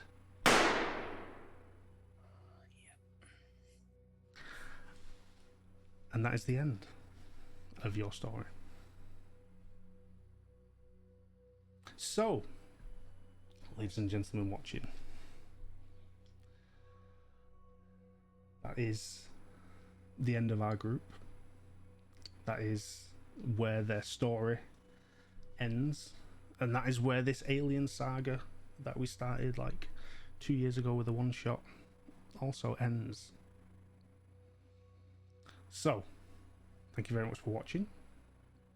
Hope you enjoyed the tale we have told. And on that note, we'll go around the table, because now's the perfect time for everyone to remind you all who they are, who they played, because they will not be playing them anymore, where you can find them, what they're up to next. And yeah, and if you guys have any final thoughts before we close out that you want to share about your character, then please do. We will start with B, the first to go. First of all, I am now a baby xenomorph, so I don't want to hear that I do not live on. A murderous one at that. No. Okay, of course you would pick me to be the one to talk, and I am at a loss for words because there's too much to process, but all I can say is thank you for this horrifyingly amazing saga. Seriously, thank you so much for gathering all of us together. It has been an absolute, like, just pleasure to, like, even just an honor to be sitting at this table with all these amazing humans, and also to, I know with Brick is, I think, in the chat, if you're not sending love, seriously, it's been amazing. Space Cadets for life, and always. Seriously, this was an amazing journey. I can continue on, but I probably will get way too emotional, so I'm gonna keep it at that. And because my poor B, and my poor Paige, everybody, oh, it's crazy. Okay, all right, okay, focus. All right, I am Brianna. I go by Utahime on social media. Cosplayer, occasional streamer, you know that I'm up to lots of TTRPG shenanigans. Just follow me at Utahime Cosplay, UTAHIME Cosplay, and at Brianna DeCosta on Twitter. There's going to be lots of fun announcements to come, and the continuation from one of our one-shots for Coyote and Crow on Creators Assemble.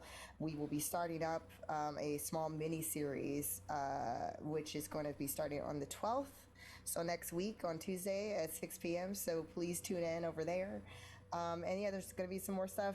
I don't even know what to say, but I'm gonna pass it along because I'm gonna keep rambling on because that was freaking insane. And also to everybody, thank you for following and watching and supporting all of us, and here also to at the Initiative Order. Thank you. Next up, Lydia. I'm going in death order, by the way. So Lydia. Oh, thanks. It has been an honor playing Miss Lydia Farrow. She started out in Delta Squad, and I really thought she had a chance. I thought we were gonna make it, but it's okay. She fought hard. She really did, right up till the end. So I'm proud of her, and I cried a little. I don't know if y'all noticed. I straight up cried a little. But yeah, this has been an amazing experience. Like Brianna said, I can't believe I got to sit at a table with all of these incredible people. Everyone here has been amazing, both in-game and out. So it's just been a real honor to be a part of both the Initiative Order and this group overall. But yeah, you can find me at the Barbarian Barbie on the Instagrams and over on the Team Drew's Basement channel pretty much every Thursday for the rest of my life. And yeah, if I come up with anything else, I always post it on my Instagram. I have like schedules that I post on my stories every week. So if you want to know what I am up to over there, follow me on the Instagram and I'll keep y'all posted. Thanks, y'all. Next up, Selena. God damn, I have no tears for this because this is the first time I have had a character death on screen. So thanks, Danny, for ripping that Band-Aid off. Hey. That was tough. Like everybody has said, this has just been an honor to sit at this table with all y'all, including with a brick. We miss you so much. That was awesome. I really thought for a second there was a little bit of hope, just ever so slightly, and knowing that I think we walked into the Queen's area, right? The Queen's lair with all the. That's what it felt like with the dude like attached to the wall. So yeah, as soon as that kind of happened, I was like, yeah, we're out, we're done, we're dead.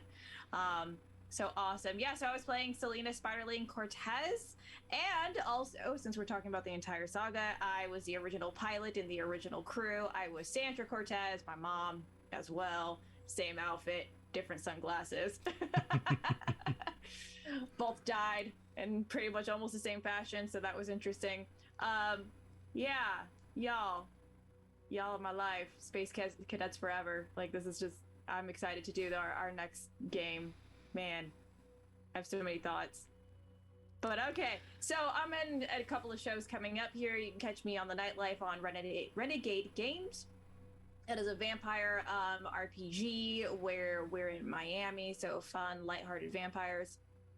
Never knew I'd put those words together, but you know, hey, that's the thing.